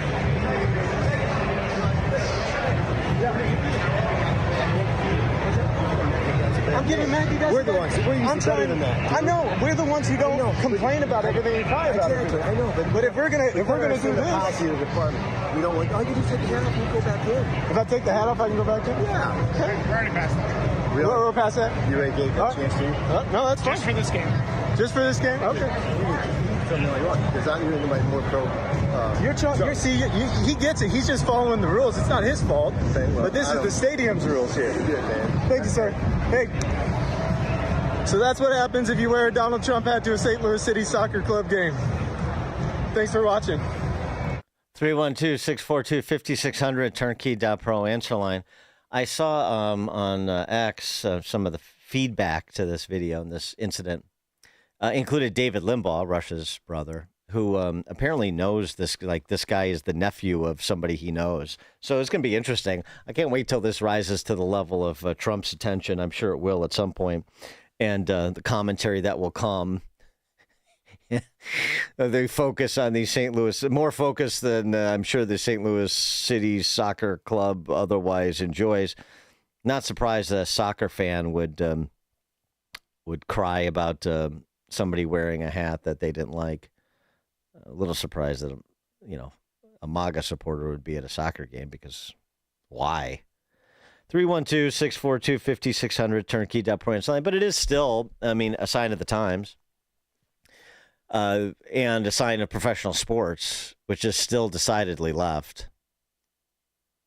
Which is why I can't really watch anything other than golf, basically. Yeah. The other thing I wanted to fold in here, a sport I also don't care about, but just a novel argument being advanced. Caitlin Clark.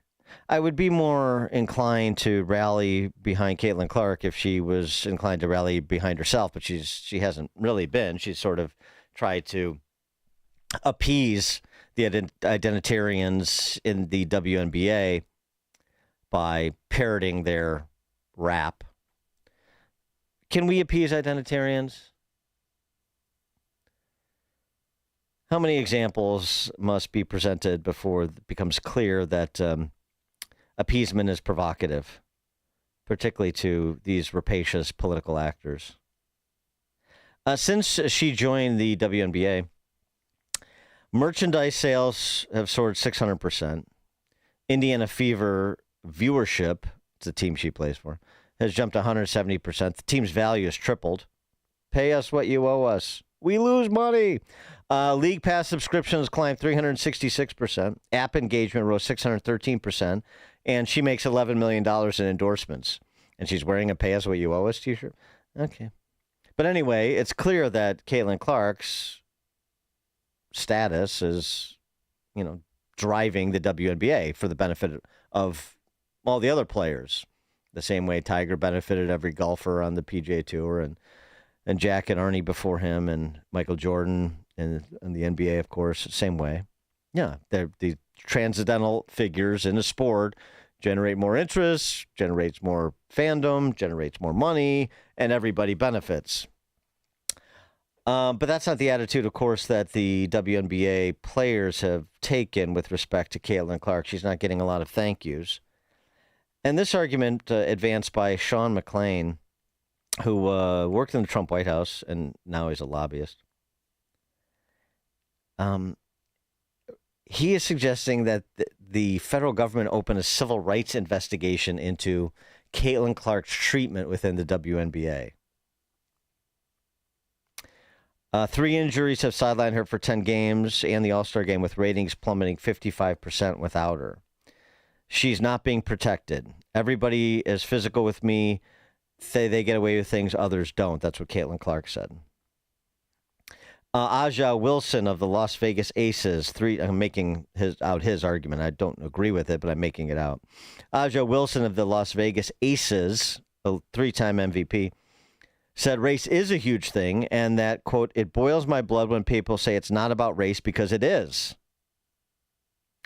So the argument goes that under civil rights law, race-motivated patterns trigger scrutiny even without explicit discriminatory intent, and the WNBA is just another workplace like any other. Rebecca Lobo,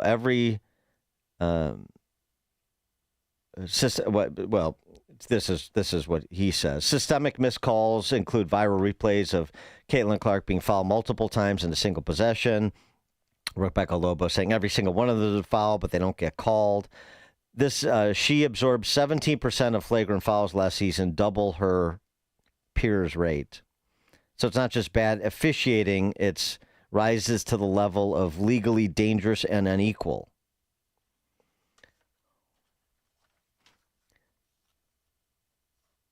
And he goes on to say that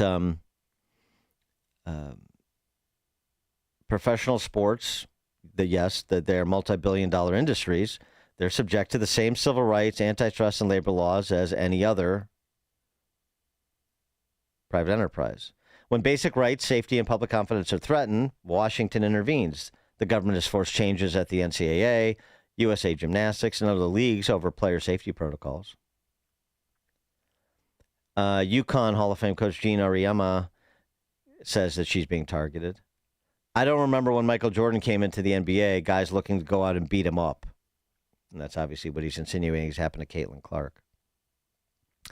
And so Miss Clark, the argument goes by this Sean McClain, Caitlin Clark's targeting may reflect a culture of disparate treatment, and evidence provides for reasonable cause for a federal probe into potential civil rights violations.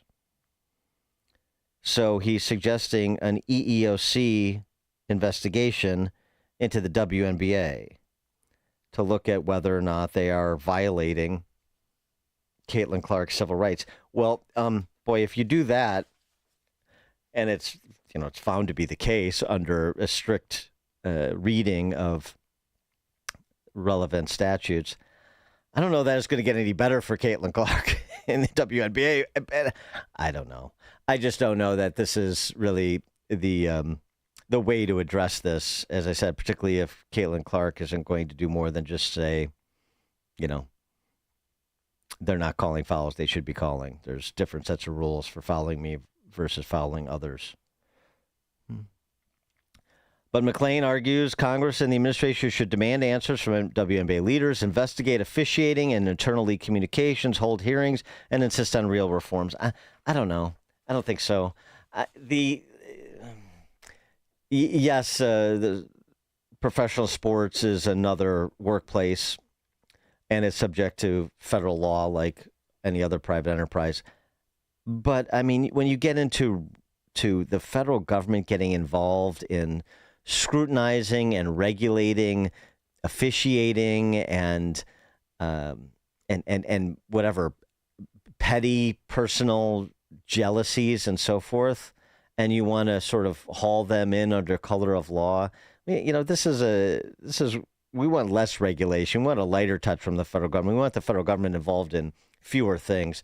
This seems to me something that will have to be worked out one way or the other by Caitlin Clark, team owners, coaches, and so forth.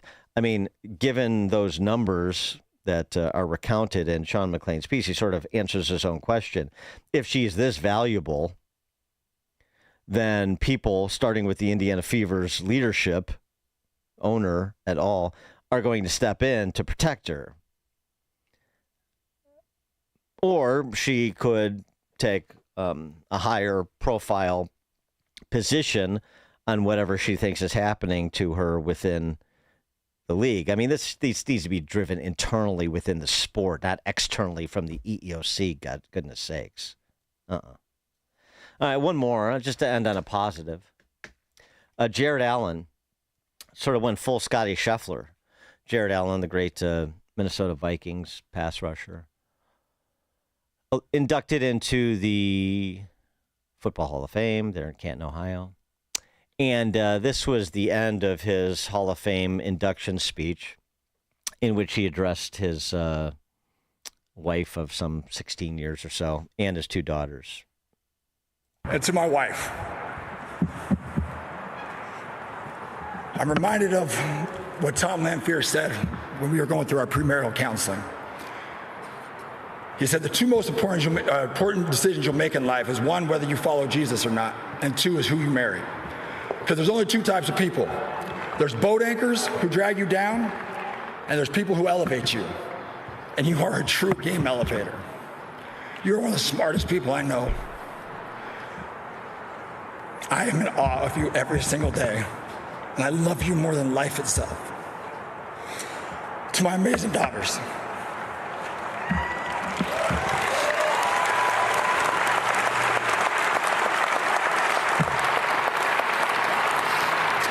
Brindley and Lakeland, through this process, the word legacy has been talked about a lot.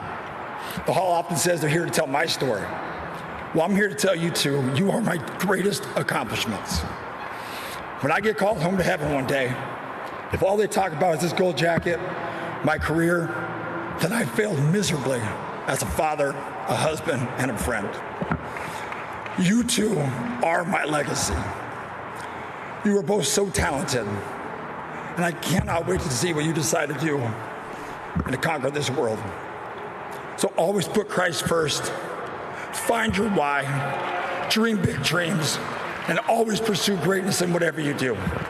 Thank you all, and may God bless you all. And that's our sports and politics potpourri.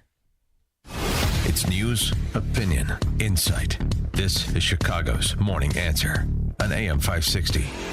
The Answer. The IRS finally caught up with Louie. I hadn't paid my taxes in 8 years. I owe the IRS a lot of money. Louie was in deep trouble. We're going to take your house, put a lien on your bank account, garnish your pay. They don't care. They're going to take your paycheck. Louie found out about Optima Tax Relief, the leading tax resolution firm. A-plus rated by the Better Business Bureau, they've resolved over $1 billion for their clients. Optima Tax, they help me. They calm me down. They make me feel comfortable, and I trust them. Louie has a lot to be thankful for. I don't owe the IRS anymore, and I'm able to live a comfortable life, a lot better life. It was because of Optima Tax. For tax help you can trust, call Optima now for a free consultation. Take it from Louie. If you owe the IRS, don't go it alone.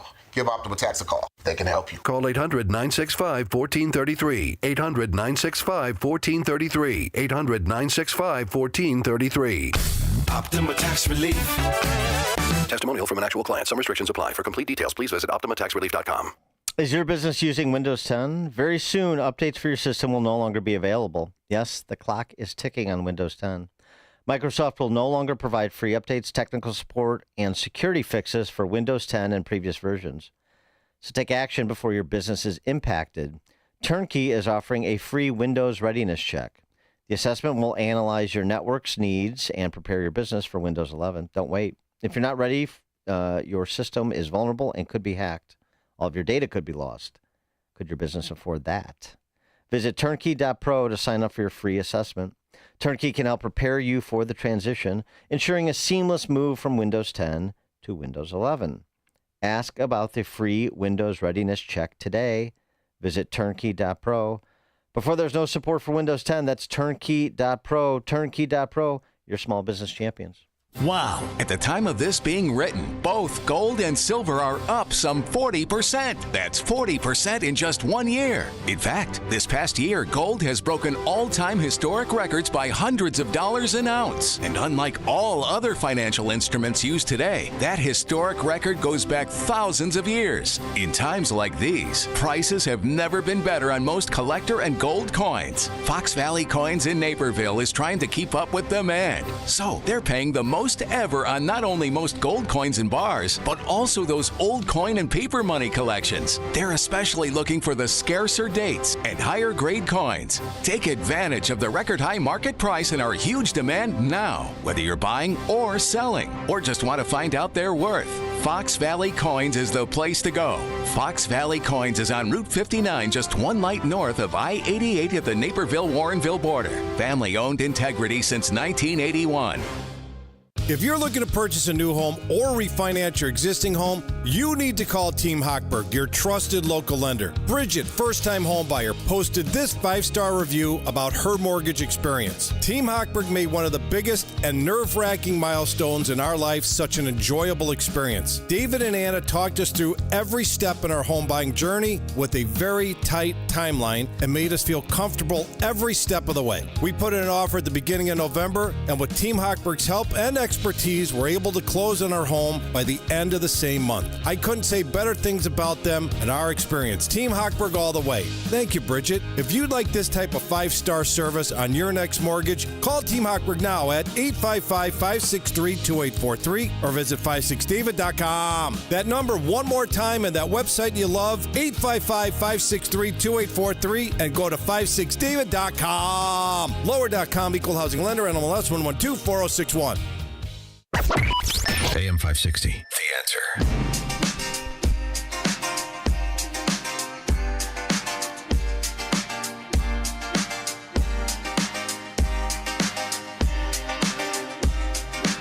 Top of the morning, Dan Proft here. Coming up at 7:07, we'll talk to the Heritage Foundation's Stephen Bucci about Trump positioning nuclear subs in appropriate regions around Russia, and this controversy over whether or not the Israeli Defense Forces are committing war atrocities.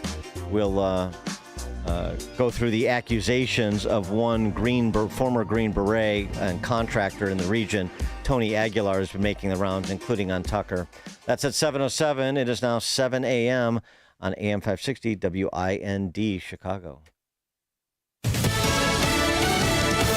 Defiant Democrats get a warning. I'm Dave Anthony, Fox News. We come here today with absolute moral clarity. That's State House Democratic leader Gene Wu after he and dozens of other lawmakers arrived in Illinois, leaving Texas to prevent today's vote in special session, protesting Republican congressional redistricting that Wu says will suppress minority voters, giving Republicans the ability to win 5 more House seats in next year's elections. The tool they're using is a racist, gerrymandered map. Republican Governor Greg Abbott wrote those Democrats a letter calling them derelicts and warning if they don't return to Texas for a vote this afternoon, he would take action to remove them from the House. There is also drama between Democrats and Republicans in Washington. The Senate is now out of session, but lawmakers left town fuming with each other, and it's all over the president's judicial and political nominees. The White House is accusing Senate Democrats of stonewalling more than 140 people for positions within the government. The GOP claiming Senate Democrats are intentionally using parliamentary procedures to slow walk confirmations. That's Fox's Mark Meredith at the White House. A Republican in Congress, Nancy Mace, is eyeing a new job. I'm making it official. I I am running to be your governor of the great state of South Carolina. That's Congresswoman Mace minutes ago, joining a crowded GOP race for governor next year's election that includes another member of Congress, Ralph Norman. Governor Henry McMaster, also a Republican, is term limited, can't run again. A manhunt in Montana is now in day 4, searching for an Army veteran turned suspected killer Michael Brown, accused of shooting 4 people to death in a bar on Friday. We've got a lot of resources here in Anaconda. They've been here for about 48 hours. Montana Attorney General Austin Knudsen. The search also continues for another quadruple murder suspect in Tennessee, Austin Drummond, accused of killing 4 members of one family last week. America's listening to Fox News. Good morning. It's 69 degrees in Chicago in the AM 560 The Answer newsroom. I'm Nikki Whaley. A 38-year-old man was killed and 2 others injured after a shooting broke out overnight during an argument in Humboldt Park. Chicago police say that gunfire erupted around 12:45 a.m. Sunday at North Springfield Avenue when an unidentified man pulled out a weapon and opened fire. The 38-year-old died after being shot multiple times, while a 44-year-old woman and a 28-year-old man were also hit and taken to the hospital. The younger man remains in critical condition. Police recovered a weapon at the scene, but no arrests have been made.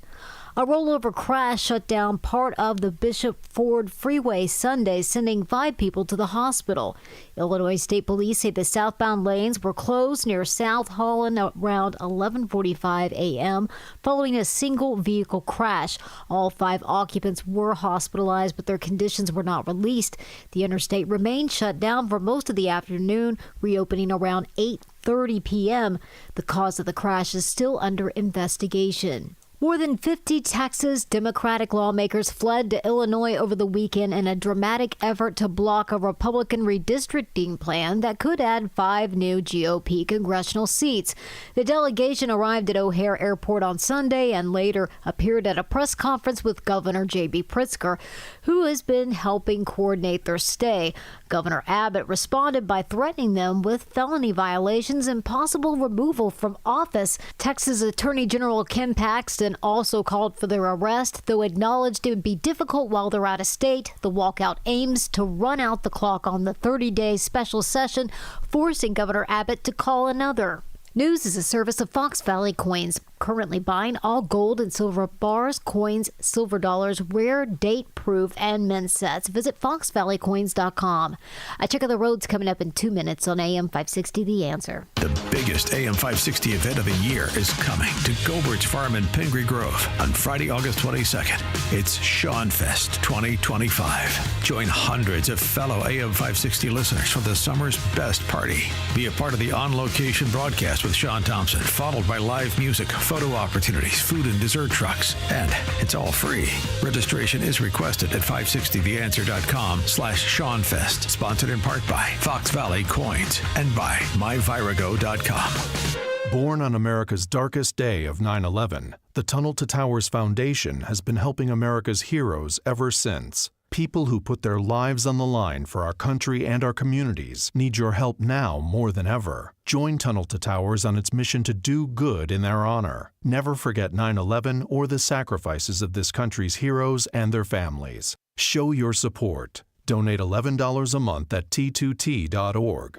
That's T2T.org. Progressive presents Employee of the Month.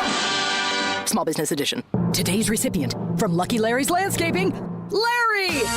Larry saved his business money with a quick commercial auto quote from Progressive. Does it help he's his own marketing manager, accountant, executive assistant, and never been late? Technically, yes, but saving really put him over the edge. So, Larry, give Larry a round of applause. Be your own Larry. See if you could save in as little as 7 minutes at ProgressiveCommercial.com. Progressive Casualty Insurance Company and Affiliates. I'm attorney Stephen Leahy. My father was a union iron worker, just like his father, but while he inherited his father's skill, he did not inherit his tolerance for taking orders from union bosses.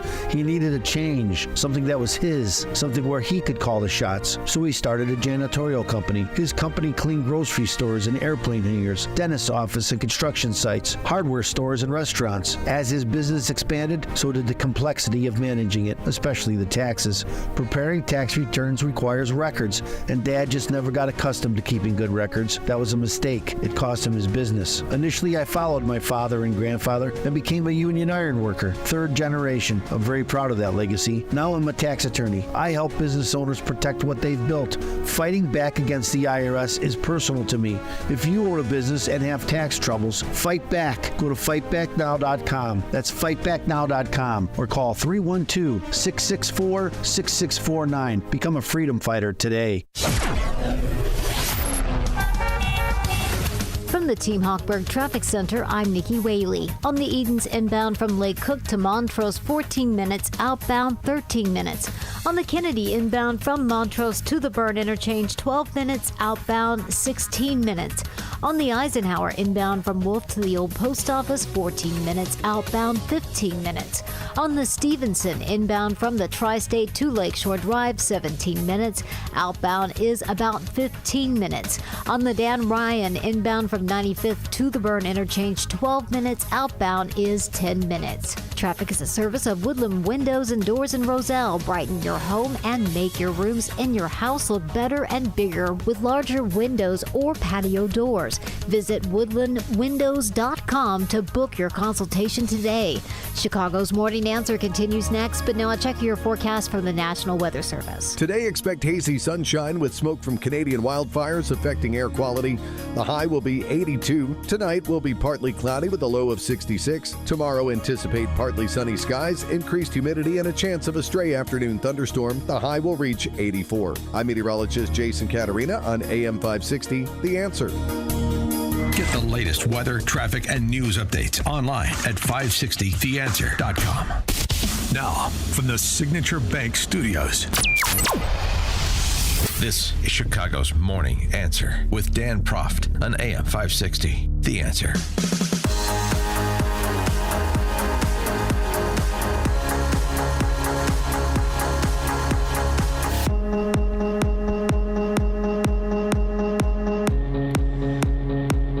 Top of the morning, Dan Proft here. So this retired Green Beret named Tony Aguilar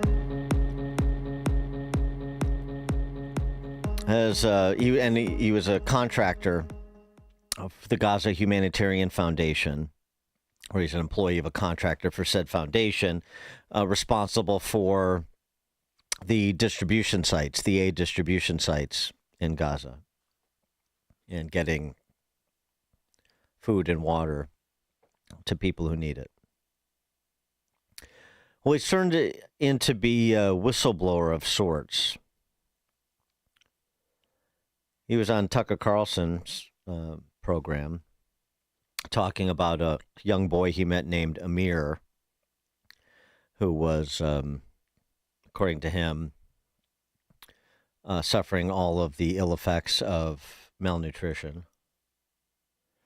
And then he uses the story of Amir to tell the larger story about what he says is happening at the hands of the IDF, the Israeli Defense Forces.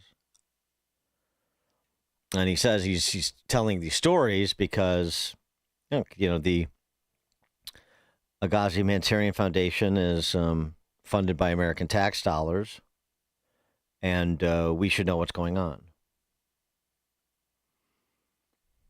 Here's what Tony Aguilar alleges. He's first, as I mentioned, BBC and then Tucker, and he's been making the rounds telling the same story.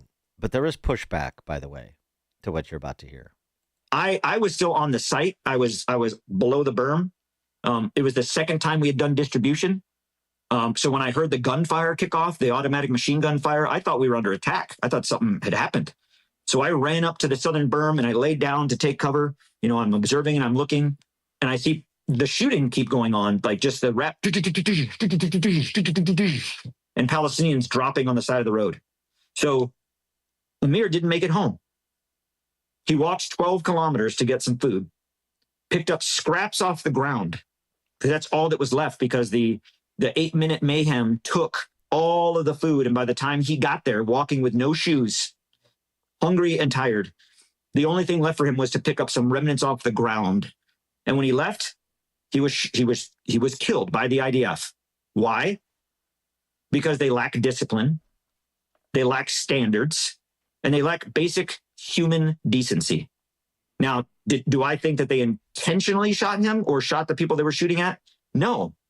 But when you use machine guns and tank rounds and mortar rounds to control a crowd, what do you think is going to happen?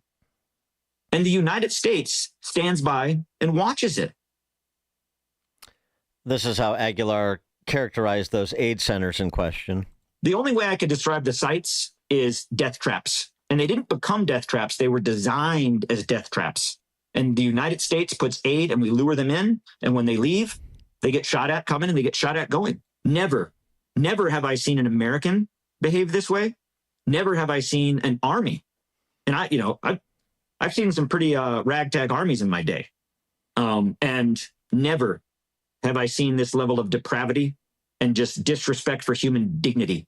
And the word I keep using, because it's the only way I can describe it, is because America is giving tax dollars to it.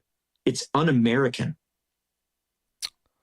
Strong words, although it's a little curious. On the one hand, he says the lack of humanity, it's un-American. On the other hand, he sort of doesn't describe any malintent. But a reserve officer who served in the Gaza operations for many weeks between May and June, has come forward to anonymously provide some insight into the credibility of Tony Aguilar.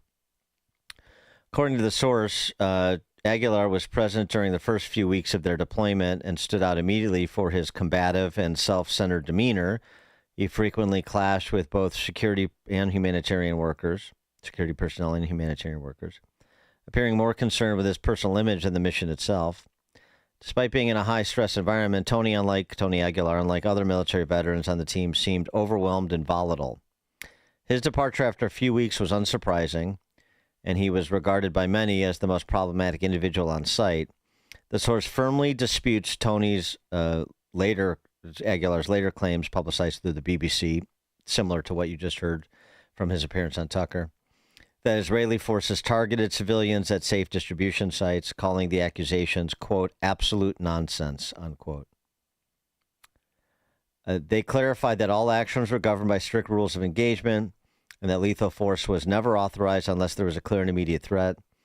Aguilar's role was primarily as a radio operator relaying movement orders, and his subsequent public statements are viewed as a betrayal of the team's unified and humanitarian mission.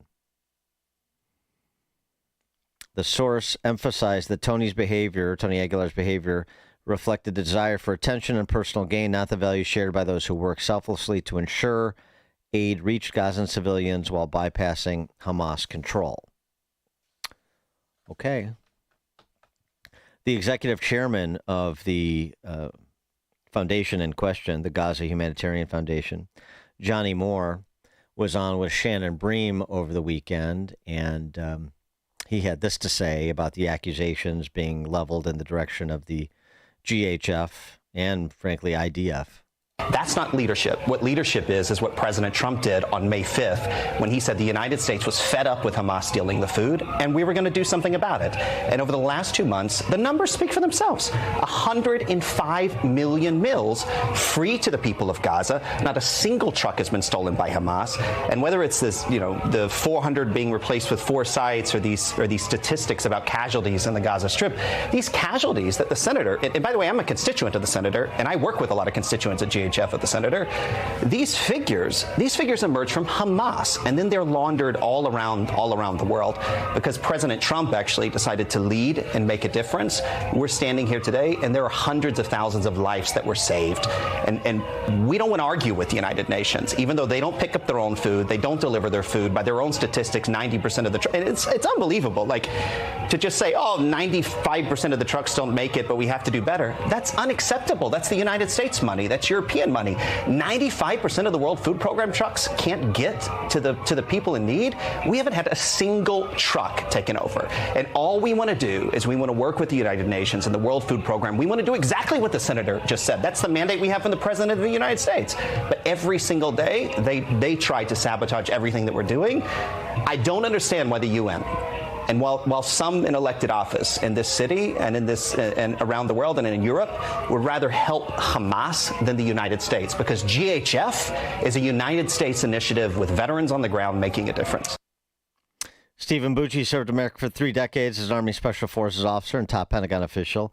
Now a visiting fellow in the Heritage Foundation's Allison Center for Foreign Policy Studies. Stephen, thanks for joining us.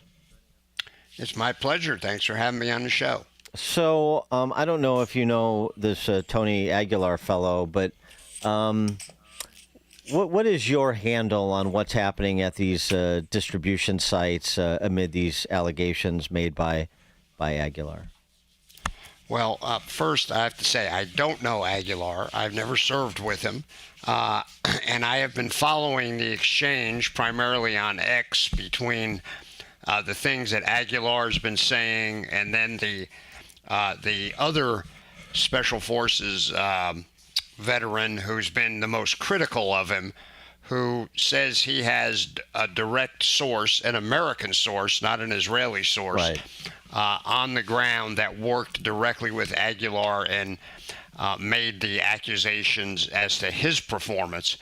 That particular guy on X that's posting, I have followed for quite a while. I think he's a solid guy. Don't agree with him on everything that he's ever posted, but most of it is pretty solid. So I just have to look at what Aguilar is accused of and what he's accusing the GHF of, and try and evaluate it as an outsider. So just want to make sure everybody understands I'm not alleging that I have insider info or anything, but it sounds, Aguilar's accusations do not sound credible to me. It's not in concert with other things I have seen and I have observed myself with the IDF, or that I've been reading about since all of this stuff started.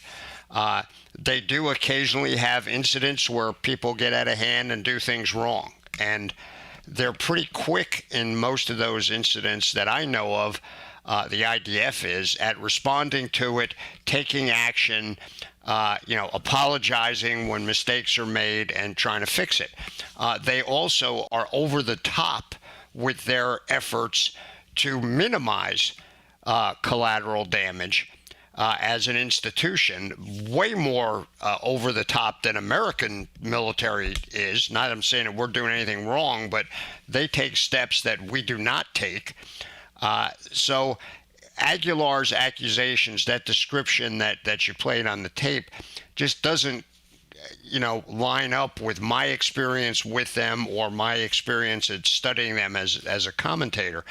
The other stuff about Aguilar, there are some deep questions about his performance in the past, some of his own personal issues that are up there, some run-ins with the law over domestic abuse problems, stuff like that. I don't know if those are true. I've seen documents posted that are supposed to be court documents, so you got to take that stuff with a grain of salt. But I think this warrants a little more investigation.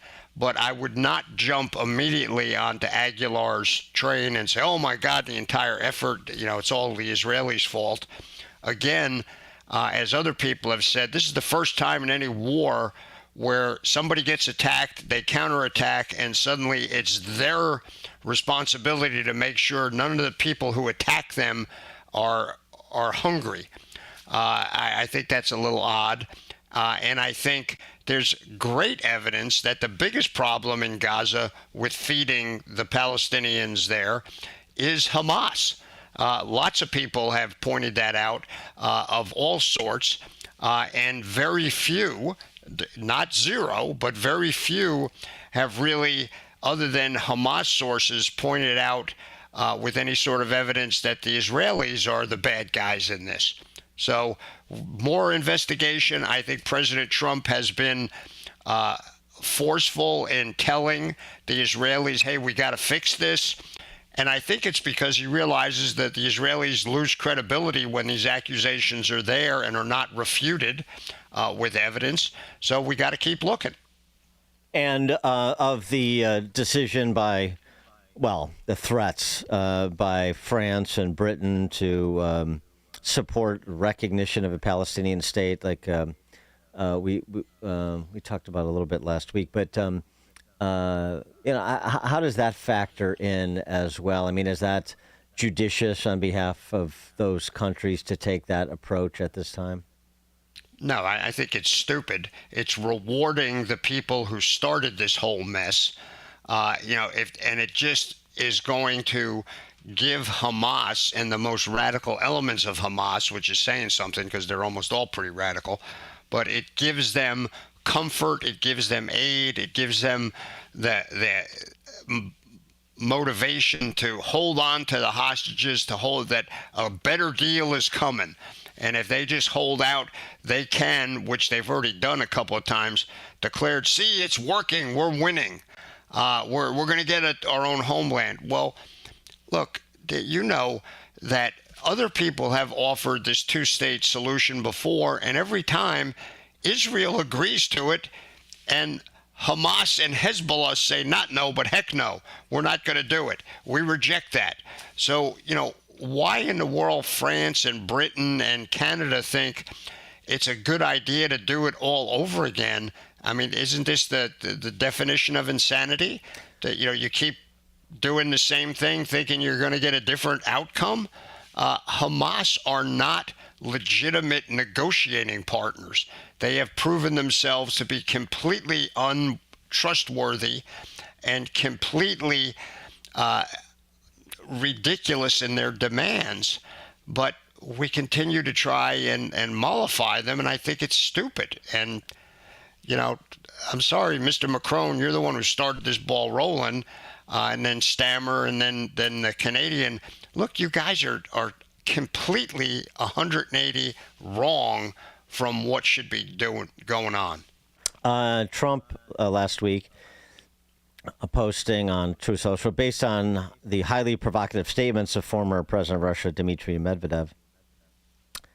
I've ordered 2 nuclear submarines to be positioned in the appropriate regions, just in case these foolish and inflammatory statements are more than just that. Words are important and can often lead to unintended consequences. I hope this will not be one of those instances. Scrambling a couple of nuclear subs in the general vicinity of Russia. How should we interpret that development? I think I don't think it's President Trump wanting a war. That's clearly not the case. He is thoroughly against having a war with Russia, but he's also not going to let Russia just do its typical beat your chest, talk smack kind of response and suddenly go cower in the corner and grab his pearls and swoon. He's not going to do that. And he is letting them know. He's done this before in Syria when he gave permission for us to literally obliterate an entire unit, several hundred Russian mercenaries who were coming at an American base in Syria. And this is another incidence of him calling their bluff, saying, okay, you're gonna mention these nuclear weapons, essentially threaten us with them.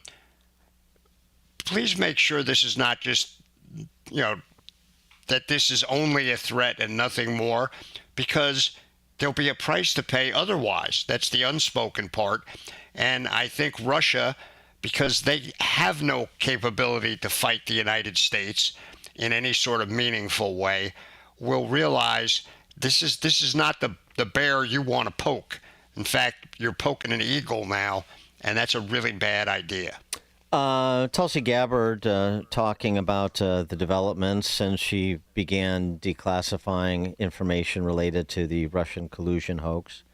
Had this to say about, sort of the headline was her talking about the quote-unquote deep state, but I thought the more interesting thing was what she had to say about whistleblowers now coming forward. As we're finding these documents, going through them, declassifying and releasing them, we are learning more about who is actually directly involved and implicated in this. We're learning more about who may have been in the room and who was loudly protesting against it, recognizing how wrong it was. We have whistleblowers coming forward with their own documentation of their protests and their unwillingness to go along with this.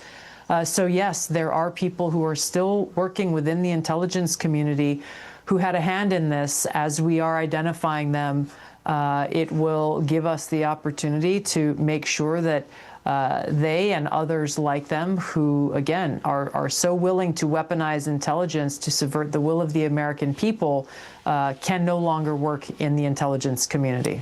You see, that's, to me, is always going to be one of the positive byproducts of this effort to declassify and advance the cause of transparency and deliver somewhat of a reckoning, is that you get people that are inside starting to read the tea leaves, and depending on what they have to offer or what they're trying to protect, you get people coming forward to act in their own interests and maybe to undermine the storytelling that people like Brennan and Comey have been doing these many years. Yeah, I think that is an incredibly important thing. I have to tell you, look, releasing intel is not the same as getting a conviction in a court, as much as we would like it to be. So I can almost guarantee that people like you and I are not going to be satisfied with the end result as far as how many of the biggest, most egregious violators here are going to end up in orange suits. It's not going to happen. I wish it would, but it's not. But hopefully some people will end up in prison, and at least a bunch of people will end up permanently losing their security clearances, will lose their jobs within the system, not as a retaliation against them for what they did, but they need to be removed, because I got to tell you, if a person's willing to do this, to lie and manipulate intelligence for purely domestic political motivations, then they'll do it again.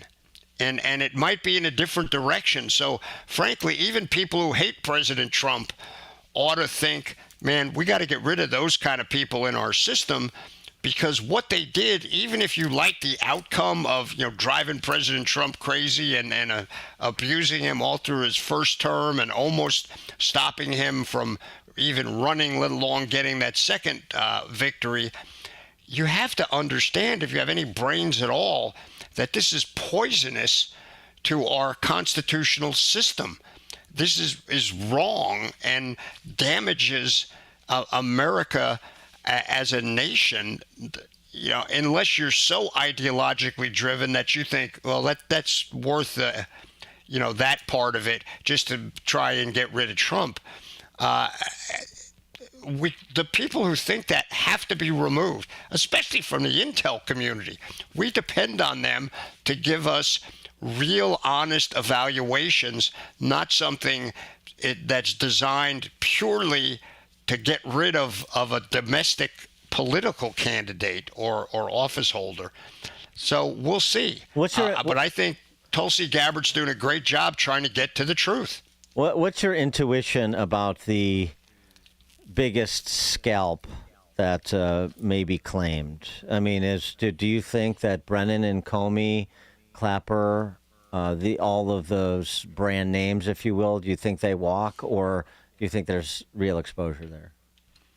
Well, we'll start at the top. I don't think they're going to take President Obama to trial and put him in jail. I don't think that's going to happen. I think the calls for sedition or treason against Brennan and Comey, as much as I dislike the two of them, I don't think they'll get them on that. The standard is just too strict and too high for this to meet that level, even though you and I might look at them and go, yeah, what they did is treason. If you define treason as it was totally against the American people and against the interest of the United States as defined by the American people, I don't think they're going to, they're not going to get it by the legal definition. So I think that top level, probably not going to see any of them.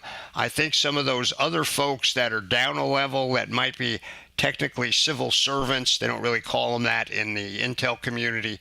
But, those people that are dug in there who have not been pardoned by Joe Biden's auto pen, I think we'll see some of those folks. So if I try to put it in a military standard, you might see a brigadier general or two, but probably not the 2-star, 3-star, and 4-star generals, and maybe some colonels and lieutenant colonel level folks that they have actual paper on them saying things that are untrue. So middle to upper middle, I think, is the most you'll see people going to jail.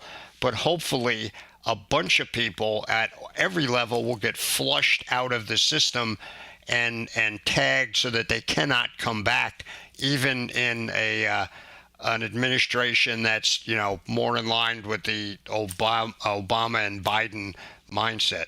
Stephen Bucci served America for 3 decades as an Army Special Forces officer and top Pentagon official, now a visiting fellow in the Heritage Foundation's Allison Center for Foreign Policy Studies. Stephen, thanks as always. It's my pleasure. Thanks for having me, and we'll talk to you next week. Great. And Stephen joined us on the Turnkey.pro answer line. The stories you need to know to start your day. This is Chicago's Morning Answer on AM 560. The Answer. We ran the numbers. Overseas furniture makers charge an extra 38% to package and ship iffy furniture to the Midwest. So out of $1,000, you're paying $380 for nothing that makes the product better. But 82% of Penny Mustard's furniture is made within 300 miles of us. So we're able to invest that extra $380 into higher quality materials and craftsmanship. American-made furniture that lasts for generations. When you shop at Penny Mustard, it adds up. PennyMustard.com. This is Carol Platt-Liebau for townhall.com. New documents released by Director of National Intelligence Tulsi Gabbard have shattered the legacy media's narrative about Russiagate. Although Americans have long known Russia didn't change the election's outcome and Trump didn't collude with the Russians, there's still plenty of news. Most notably, the new documents prove President Obama ordered intelligence reports to show Russia tried to help Trump win, although the original intelligence assessment never reached that conclusion. The new narrative was fed to the Washington Post and the New York Times in an effort to kneecap Trump's presidency from the beginning. Both papers won Pulitzer Prizes as a result, so it's no surprise they won't report on the new revelations, which reveal their stories as wrong and their prizes as undeserved. No, it's not surprising, but it is corrupt. Why would any American ever trust anything in these newspapers ever again? AM 560, The Answer.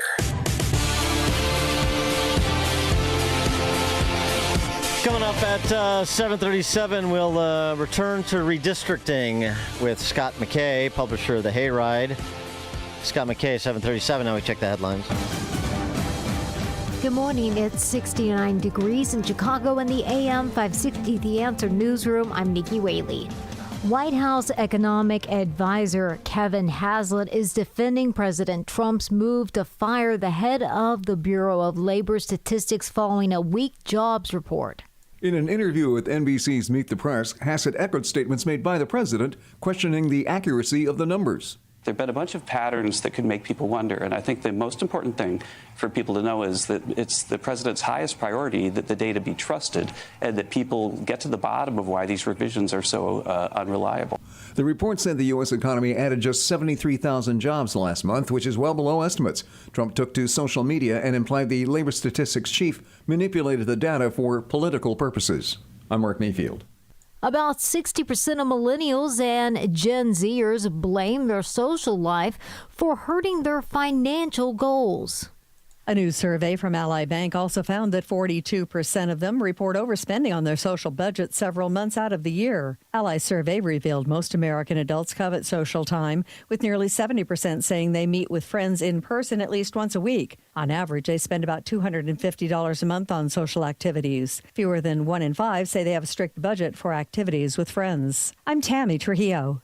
News is a service of AlmostFreeTeeth.com. What if you could save, on average, 90% for dental dental implants and get 100% of your smile back. With the Blue Cross Blue Shield PPO or FEP, it's possible. Check if you qualify at almostfreeteeth.com. A check of the roads coming up in 2 minutes on AM 560 The Answer. Hugh Hewitt believes we should have seen a rate drop. Interest rates remained fixed despite the fact that the gross domestic product grew by 3%. The American economy is thriving. The Trump economy is just beginning to take off, and it's not like inflation is roaring along. They were 2.4% the last report that we got. It's sort of crazy not to do it. The Hugh Hewitt Show. Afternoons at 2, right before Sean Thompson at 4 on AM 560. The Answer. Time now for the Chicagoland Retirement Report. Danielle Martin here with financial advisor Scott Tucker, president of Scott Tucker Solutions. When we go through days or weeks of volatility in the markets, it's hard to know what to do. So, Scott, what can you tell us? Danielle, I think when there's market volatility, it can freak some folks out. You can be fearful. You might make sudden decisions that may not be in your long-term benefit. A lot of folks race to look at what their 401k or their IRA balance is. And we want to caution folks to kind of slow down a little bit. A lot of folks want to sell at the bottom and buy at the top. If you've already experienced some losses, let's just talk about it. That's right. A lot of people still have major concerns about their retirement plan. But the good news is you and your team have created an offer for our listeners, Scott. So tell us more about this. Right, Danielle. The offer today is a Retirement Decoded Toolkit. My staff at Scott Tucker Solutions put this together. And you can claim your Retirement Decoded Toolkit by texting the keyword book. You can call or text the keyword book to 224-496-3999 or go to retirementdecoded.com. So you can text the keyword book, B-O-O-K, to 224-496-3999 or call that number, 224-496-3999. Might be easier to remember. You can just go to retirementdecoded.com. At retirementdecoded.com, you just enter in some information and we'll get your copy of Escape Illinois, Should I Stay or Should I Go, as well as the Retirement Decoded Toolkit. I think it could really help you with these types of market volatility. That's right. If you have questions about your retirement, take advantage of this offer today. It's very simple. Call or text the word book to 224-496-3999. Again, that's the word book to 224-496-3999 or head to retirementdecoded.com to get your toolkit today. Investment advisory services made available through AE Wealth Management, LLC, a registered investment advisor. Investing involves risk, including the potential loss of principal. Firm does not provide tax services. Chicagoland traffic. The Ike, the Stevenson, the dreaded 294. You sitting in traffic is not time well spent. Time is money. Oh, come on, man. What's the slowdown for? Especially when you're trying to do your own company deliveries. What is happening up there? I got things to deliver. But instead of sitting there getting more and more frustrated, please, can we go any slower? You could be back at the shop getting work done. I should have stayed at work and actually worked.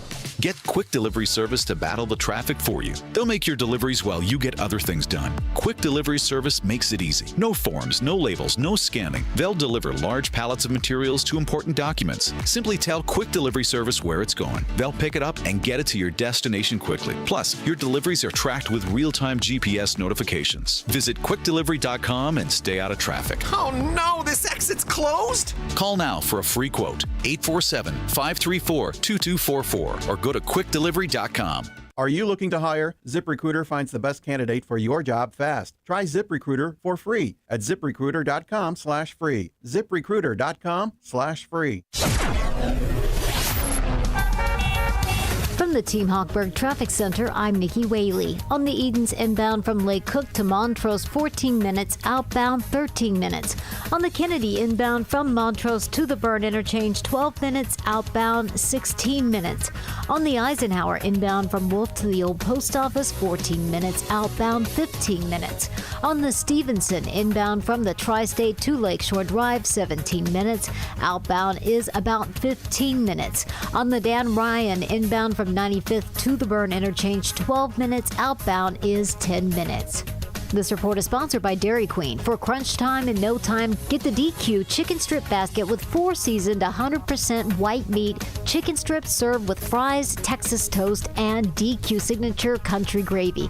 Get it delivered in the DQ app. Happy tastes good at participating locations. Chicago's Morning Answer continues next, but now a quick check of your forecast from the National Weather Service. Today, expect hazy sunshine due to Canadian wildfire smoke affecting air quality. The high will reach 82. Tonight will be be partly cloudy with a low of 66. Tomorrow brings partly sunny skies, increased humidity, and a chance of an isolated afternoon thunderstorm. Temperatures will climb to a high of 84. I'm meteorologist Jason Caterina on AM 560, The Answer. Get the latest weather, traffic, and news updates online at 560theanswer.com. Now, from the Signature Bank Studios. Only the biggest stories, only the biggest guests, and only the biggest opinions. This is AM 560, The Answer.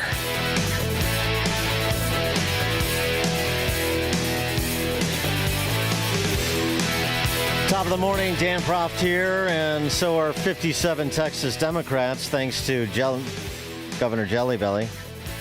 Of course, welcoming them to abdicate and seek safe refuge in Illinois.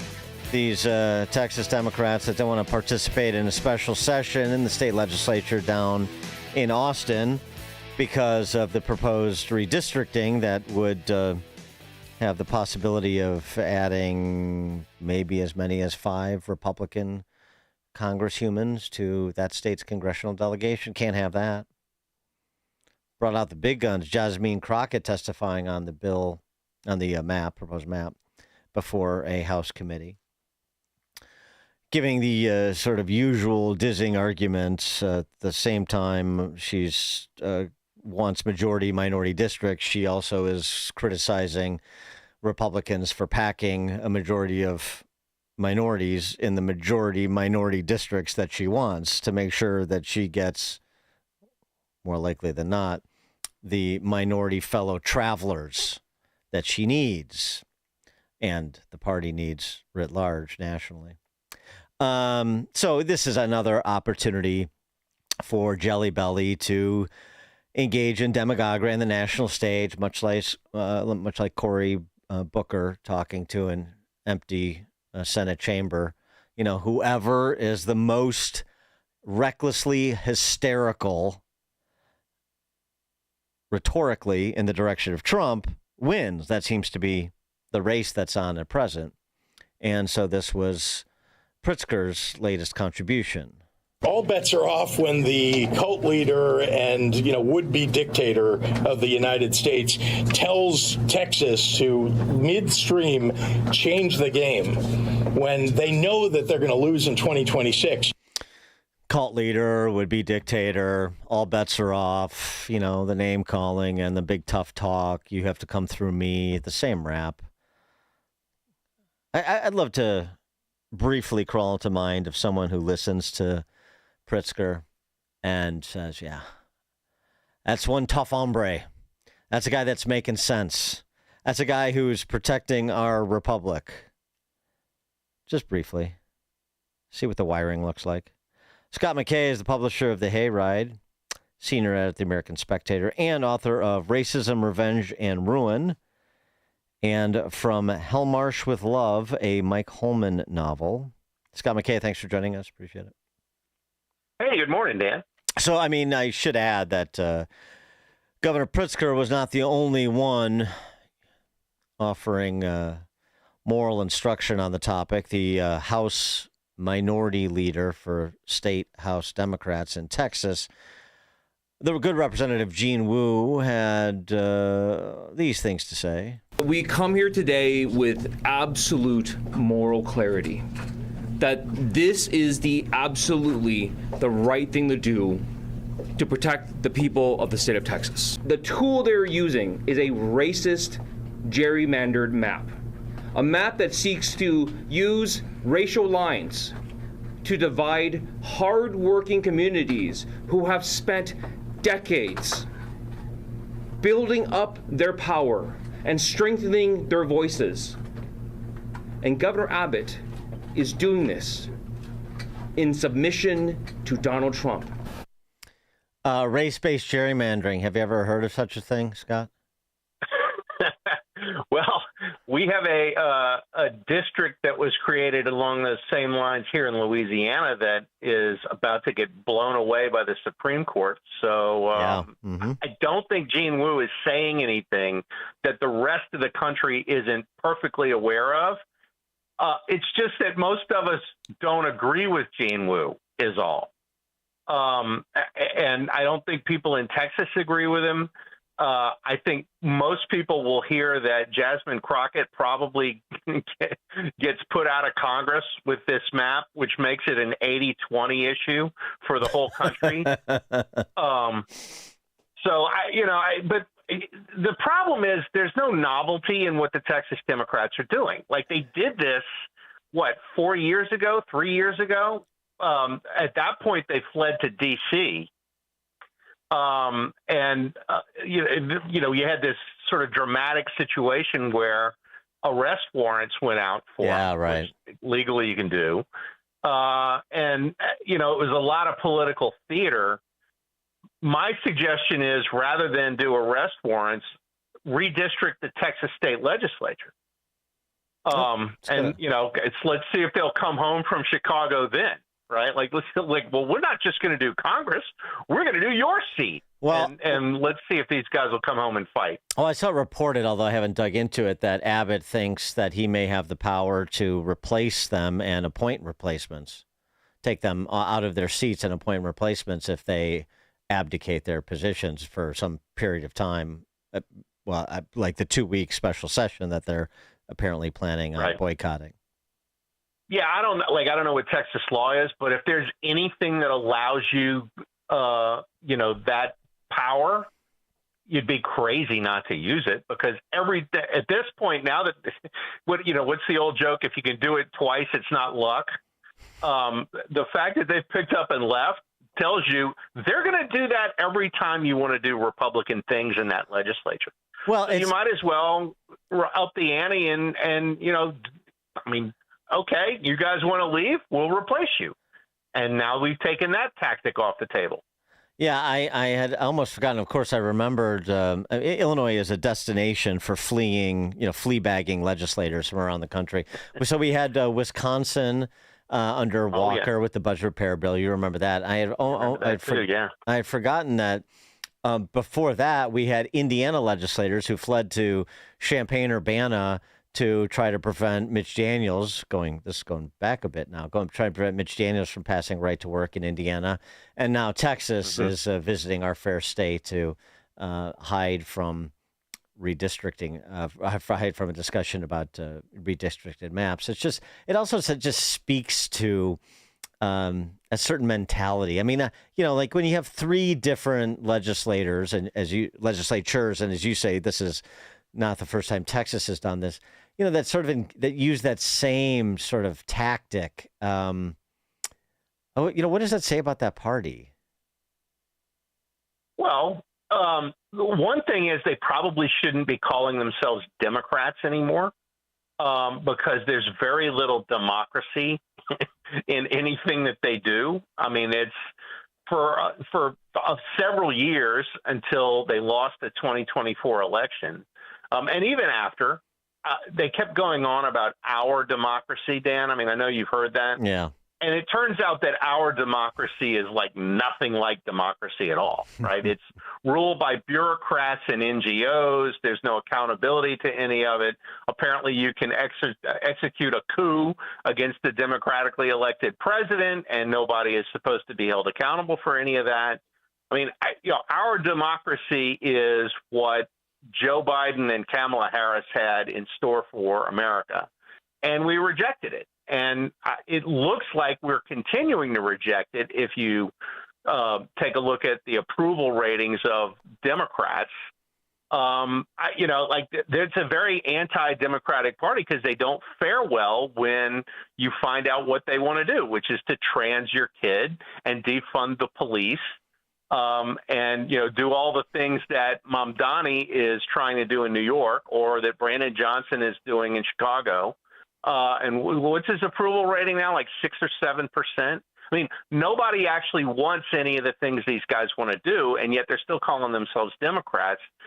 And I'm thinking it's probably time for a change. The Russiagate reckoning at this stage, including the report that the Office of Special Counsel has launched a formal investigation into Jack Smith, the first official legal probe of Jack Smith's conduct. So, I mean, that's not Russiagate exactly, but it's certainly folded into the larger fifth column action against the President of the United States. What is what's your handle on how this is going? This is we keep taking everybody's temperature, including my own. How optimistic are you that there'll be something resembling justice visited upon somebody at least somebody who is long overdue for such a visit? Well, what I don't know, and it probably depends on the defendant, is whether you can try any of these people in a venue outside of Washington, D.C. Because, if you're stuck in D.C. trying these guys, the chances of getting a conviction are minuscule. In fact, I'm not even sure that your prosecutors who try these people in D.C. won't get disbarred based on the way they're now jury rigging the bar in Washington. I mean, that's how corrupt it is. If you're Trump associated, they want to try to disbar you in D.C. so that you can't practice law there. Getting a conviction, like we already saw with what was the guy's name, Mark Sussman, that you can have somebody absolutely dead to rights and the jury still won't find them guilty. But if you can get these people in a venue outside of Washington, D.C., I think probably will get convictions on something for the simple reason that they're documented as guilty in conspiring basically to stage a coup against Trump with Russiagate. I mean, it's hard to argue that these guys didn't do what they're accused of doing. We all know they did. In fact, more often than not, what you hear is that it's justified to have done this rather than it wasn't done because, you just can't make that argument anymore. So, can they get Obama? Can they get Hillary Clinton? My guess is probably not, but I would not be particularly sanguine about my future if I was Comey or Clapper or Brennan or Susan Rice or some of these other people. And if you'll notice, those are the loud ones now who are, using flowery rhetoric about how, the fascism is descending upon the United States, right? And it's like, okay, well, I can see your psychological drama playing out inside your head. It's not inside your head anymore. But, I don't know if you want sympathy from us or not after what you put us through. So I think there will be some accountability, but I would caution that the big ticket items that everybody would love to see, which is, Barack Obama get frog marched in the courthouse. You're not going to get that. What you may very well end up with is a civil suit against Obama. And at that point, you can kind of take the process is the punishment attitude toward this because, it tends to be pretty expensive to defend a lawsuit when somebody files one on you. I'd like to also just see them sort of start turning on each other. Tulsi Gabbard mentioned whistleblowers coming forward in a recent interview, which doesn't surprise me. What level of information they have, obviously I don't know, but it's a den of thieves, and if it breaks, and if one or two feel like they may be going down, they may want to try to trade up or out, or at least bring some people down with them. I don't know. Yeah, there's the upward cascade when you're trying to break up a criminal organization, and I think there will be some of that. My guess is John Brennan is the guy who's going to really be the victim of this, and well, I don't even want to say victim because victim implies we should have sympathy for him. Right. I think that some of the underlings in the CIA who were forced to really, really warp their process by him, I think there may be a little bit of professional pride and probably a good bit of CYA once this thing starts, you start finding out who was actually writing these things at Brennan's request, and that guy says, I'm not going to do 5 to 10 for you.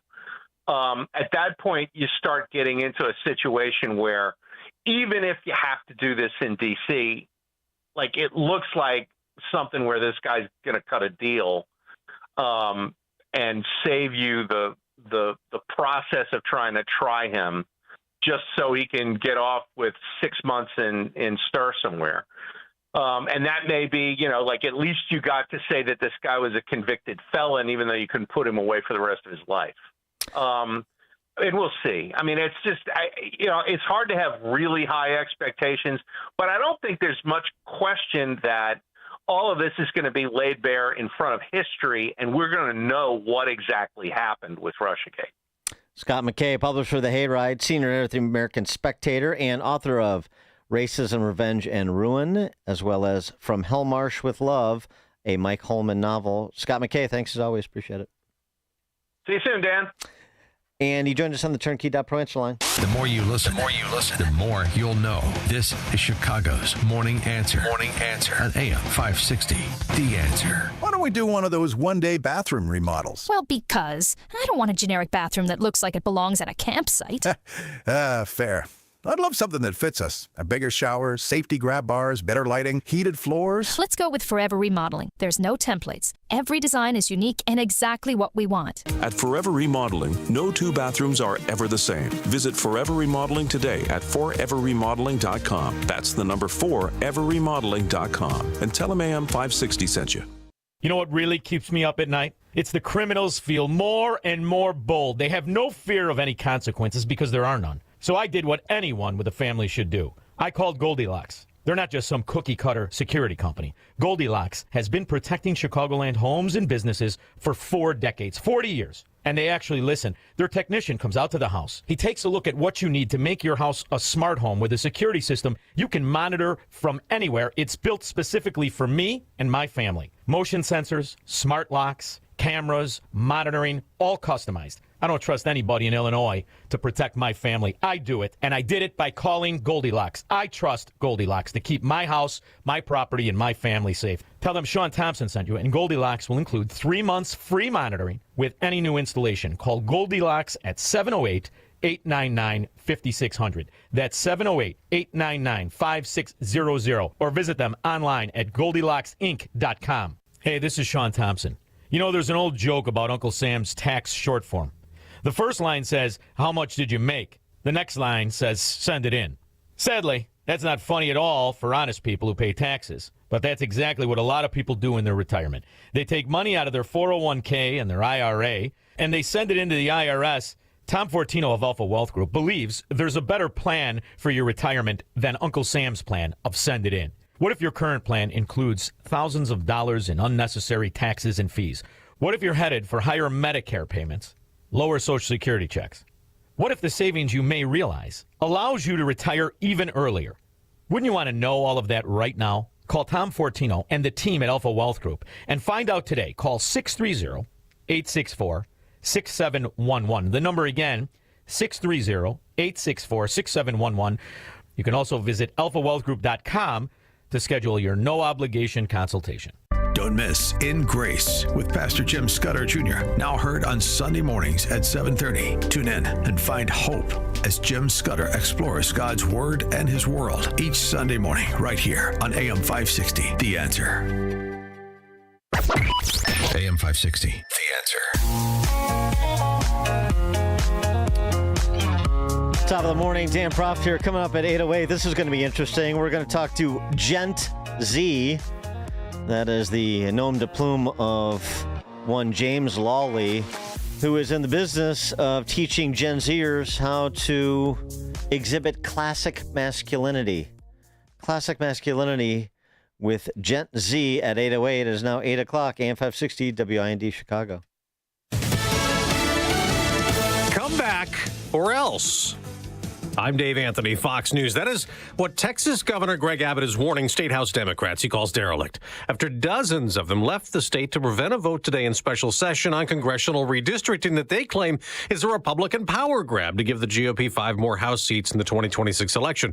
State House Minority Leader Gene Wu, who's now in Illinois, accuses Republicans of trying to suppress voters. A map that seeks to use racial lines to divide hard-working communities who have spent decades building up their power. Governor Abbott says if Wu and the others don't return by this afternoon, he'll take action to remove them from office.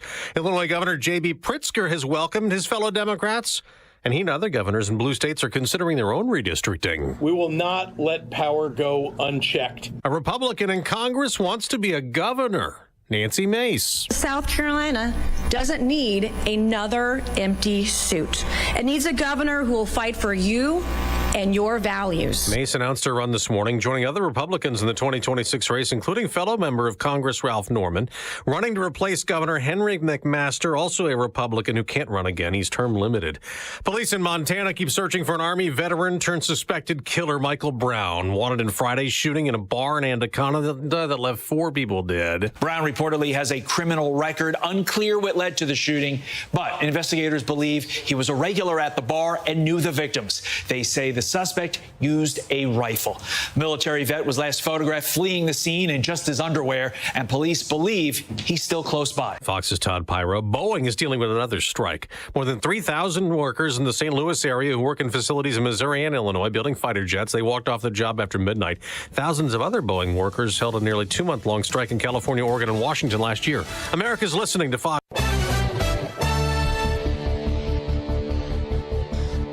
Good morning. It's 71 degrees in Chicago in the AM 560 The Answer newsroom. I'm Nikki Whaley. Thousands of Boeing workers in Missouri and Illinois are going on strike. This after they rejected Boeing's latest contract offer, which union members say falls short on wages, time off, and retirement benefits. Boeing's final offer included a 20% pay increase over the 4-year contract. The workers hitting the picket line mainly build fighter jets and weapon systems. I'm Tammy Trujillo. A mass shooting at a house party in Harvey over the weekend left 6 people injured, including a 4-year-old boy, and 1 suspect dead. Police say 2 gunmen opened fire on the gathering Saturday night, prompting a licensed gun owner to return fire, fatally shooting one of the suspects. The second suspect was wounded and taken into custody. All 6 victims were hospitalized with non-life-threatening injuries. Police say that the incident appears isolated, but are also investigating a possible retaliatory shooting that occurred early Sunday morning. An off-duty Chicago police officer exchanged gunfire with several armed individuals early Sunday morning in the Back of the Yards neighborhood. A confrontation happened around 6 a.m. on South Bishop Street, according to officials. An officer suffered minor injuries from shattered glass and was taken to the hospital for observation. The suspects fled in a white sedan and remain at large. The officer's been placed on routine administrative leave while COPA investigates the use of force. News is a service of almostfreeteeth.com. What if you could save, on average, 90% for dental implants and get 100% of your smile back? With the Blue Cross Blue Shield PPO or FEP, it's possible. Check if you qualify at almostfreeteeth.com. A check on the roads coming up in 2 minutes, but now time for the Signature Bank Business Beat.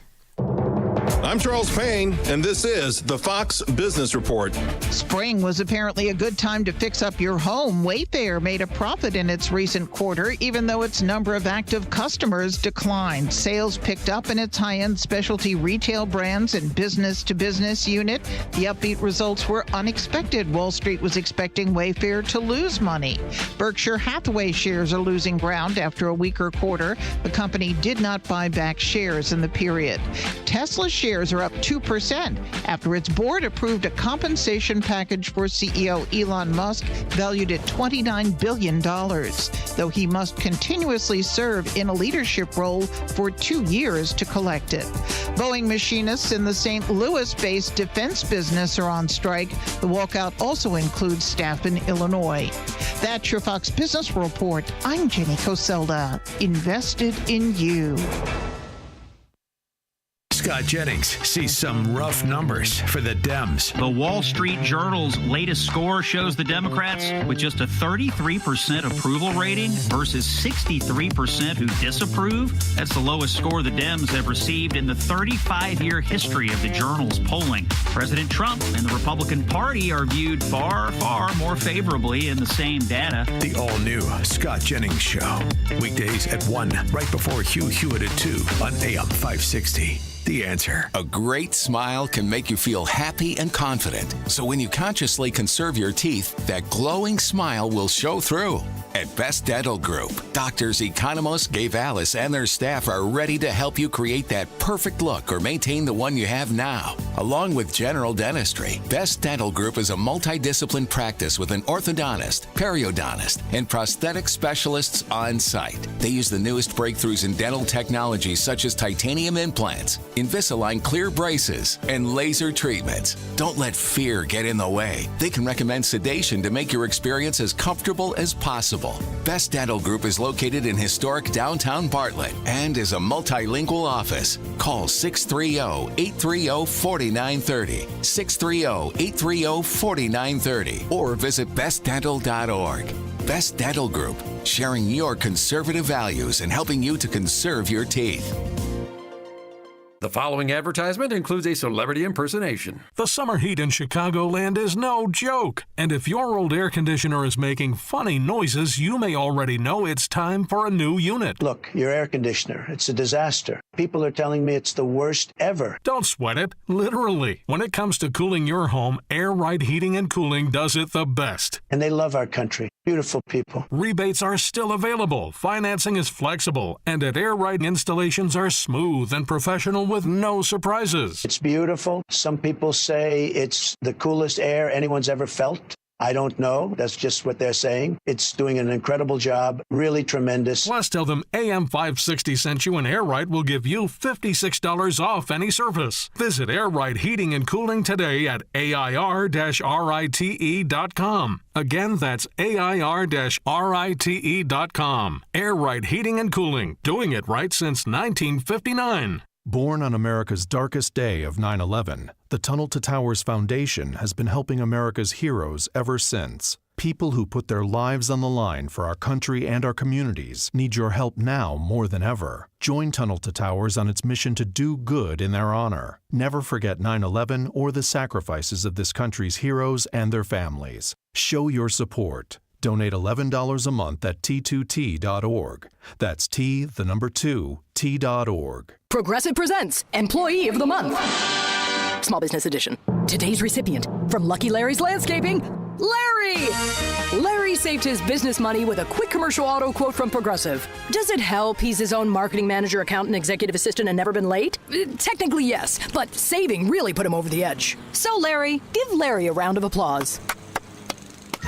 Be your own Larry. See if you could save in as little as 7 minutes at ProgressiveCommercial.com. Progressive Casualty Insurance Company and Affiliates. Welcome back to Ask Hasselus. Hey, it's your favorite car dealer, Honest Eddie. Is it true that there are no employees at Hasselus Mattress? It's true. Give the mattresses a try with no pushy sales guy. And through Monday, get additional instant savings of $248 off Sealy Posturepedic and Beauty Rest. Son, you gotta pressure people. Like, what do I have to do to get you into a new mattress today? Uh-oh, you're breaking up. Gotta go. Wait, no, let me talk to my manager. Find an employee-free showroom near you at Hasselus.com. Take the journey of living a happy, successful, and meaningful life through God. Listen to It's Time with Dan Lights, Sunday mornings at 9 on our sister station, AM 1160. Hope for your life. From the Team Hawkburg Traffic Center, I'm Nikki Whaley. On the Edens inbound from Lake Cook to Montrose, 15 minutes. Outbound is 15 minutes. On the Kennedy inbound from Montrose to the Byrne Interchange, 26 minutes. Outbound, 25 minutes. On the Eisenhower inbound from Wolf to the Old Post Office, 27 minutes. Outbound, 24 minutes. On the Stevenson inbound from the Tri-State to Lakeshore Drive, 24 minutes. Outbound is 19 minutes. On the Dan Ryan inbound from 95th to the Byrne Interchange, 15 minutes. Outbound is 11 minutes. Traffic is a service of AlmostFreeTeeth.com. But if you could save 90% for dental implants and get 100% of your smile back with the Blue Cross Blue Shield PPO or FEP, it's possible. Check if you qualify at AlmostFreeTeeth.com. Chicago's Morning Answer continues next, but now a quick check of your forecast from the National Weather Service. Today, expect hazy sunshine with smoke from Canadian wildfires affecting air quality. The high will be 82. Tonight will be partly cloudy with a low of 66. Tomorrow, anticipate partly sunny skies, increased humidity, and a chance of a stray afternoon thunderstorm. The high will reach 84. I'm meteorologist Jason Caterina on AM 560, The Answer. Get the latest weather, traffic, and news updates online at 560theanswer.com. Now, from the Signature Bank Studios, this is Chicago's Morning Answer with Dan Proft on AM 560, The Answer.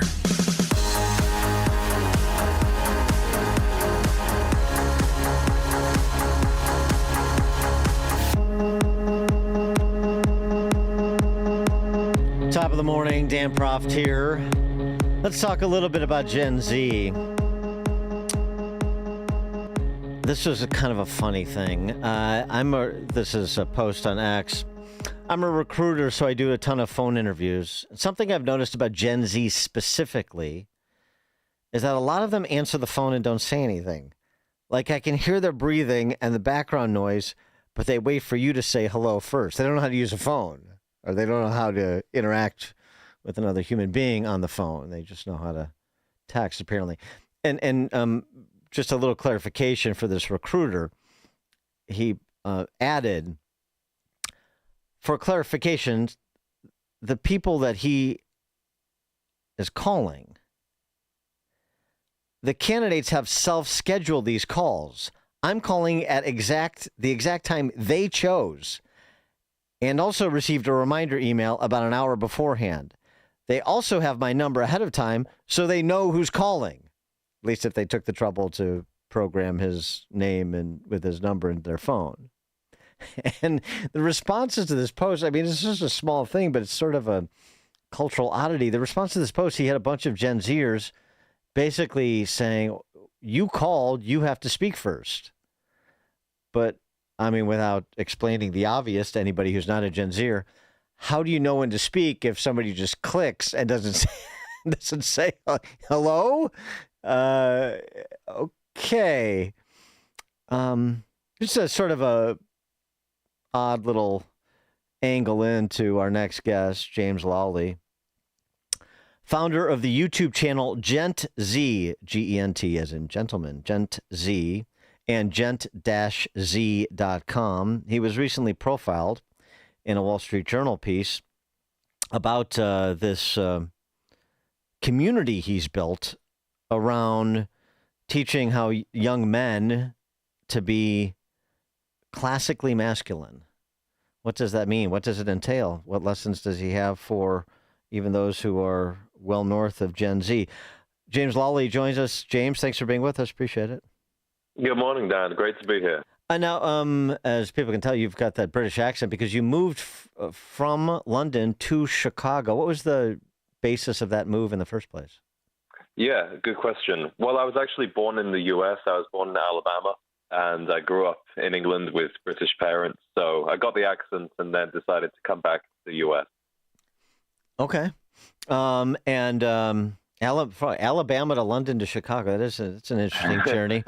All right. So tell us what classic masculinity means to you, and sort of some of the principles you're trying to impart upon your fellow Gen Zers. Sure. Some men that would embody this classically masculine ideal would be people like Cary Grant, Sean Connery, Gregory Peck, a lot of those old Hollywood icons. Somebody who's classically masculine is very well dressed. They take pride in their appearance. They understand that the way you present yourself is an important part of who you are as a man. They are well spoken. They're physically fit, but they're also intellectually strong, and they have a lot of integrity. They have strong values, and ultimately, I think they are the kind of sons, brothers, and future fathers that our society needs now. Well, it's interesting. I just saw this data point. In 1960, 52% of people were married by the age of 30 and had a house. Today, that number is 12%. Yeah. Well, it's tricky. dating these days, I will say. I'm not in that percentage of young people that are married myself, because we've had a lot of changes, especially over the last few years. I heard your segment earlier about the Gen Z people picking up the phone and not even knowing how to answer the phone properly. We had a whole generation of people whose social growth was really stunted for 2 to 3 years by those lockdowns, and it just meant that they don't have the same levels of confidence socially. They don't really know how to navigate dating and relationships. They're dropping out of the workforce. And I think a big part of it as well is that people have grown up with a lack of strong fathers or strong male role models, and a lack of stable marriages in their parents to model and to aspire to. But I mean, so then, like the one of the segments that was profiled in the Journal piece was this this video you did for Gen Z men, how to go to a bar alone. What does that entail in sum? Absolutely. Well, I first moved to Chicago and I didn't know a single person, so I thought it made logical sense that I would go to a cocktail bar or something like that by myself, and I would sit there and just strike up conversations with the regulars and get to know people that way. And when I started telling my peers and people my age what I was doing, it kind of blew their minds that you could just walk into a place by yourself and strike up conversations with strangers. So I realized that that wasn't as much of a given as I thought it was, and I decided to really break it down and explain, how do you build the confidence to walk into a crowded bar by yourself? How should you dress? What's a good way to strike up a conversation? How to make conversation with the bartenders, that kind of stuff. And I mean, is it really that that widespread, this problem of going out in public and is the attitude, just generally speaking, that that's what the internet is for, and if I wanted to try to get a girl to go out with me, then that's what dating apps are for? That's just sort of the default position? I would say that a large percentage of Gen Z men and women segment their life in that way. And for the first time in history, we have the kind of setup in life where leaving the house is kind of optional. You can work from home, you can get your food delivered on DoorDash or Uber Eats, you can watch Netflix or whatever you want for your entertainment. So actually leaving the house and putting yourself out there it's no longer the default. It's actually something you have to make a deliberate effort to go and do. So, I mean, I'm just thinking, like, how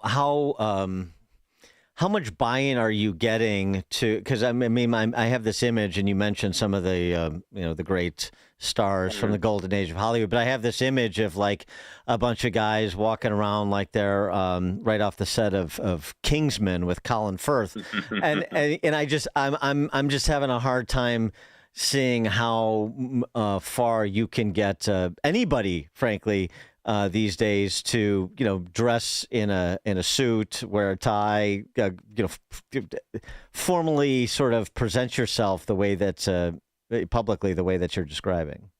Yeah, well, it's not about necessarily wearing a suit and tie in public. I would say it comes down to more of the manners, the communication skills, the confidence, and perhaps instead of wearing a scruffy T-shirt and running shoes all the time, maybe you go back to wearing a polo shirt and chinos, or you wear those things for the first time. So it's more about small incremental changes. And in terms of the scale, when I began doing what I do on social media and talking about these ideas, I didn't really expect that many people would resonate with them. I expected it to be quite a niche thing.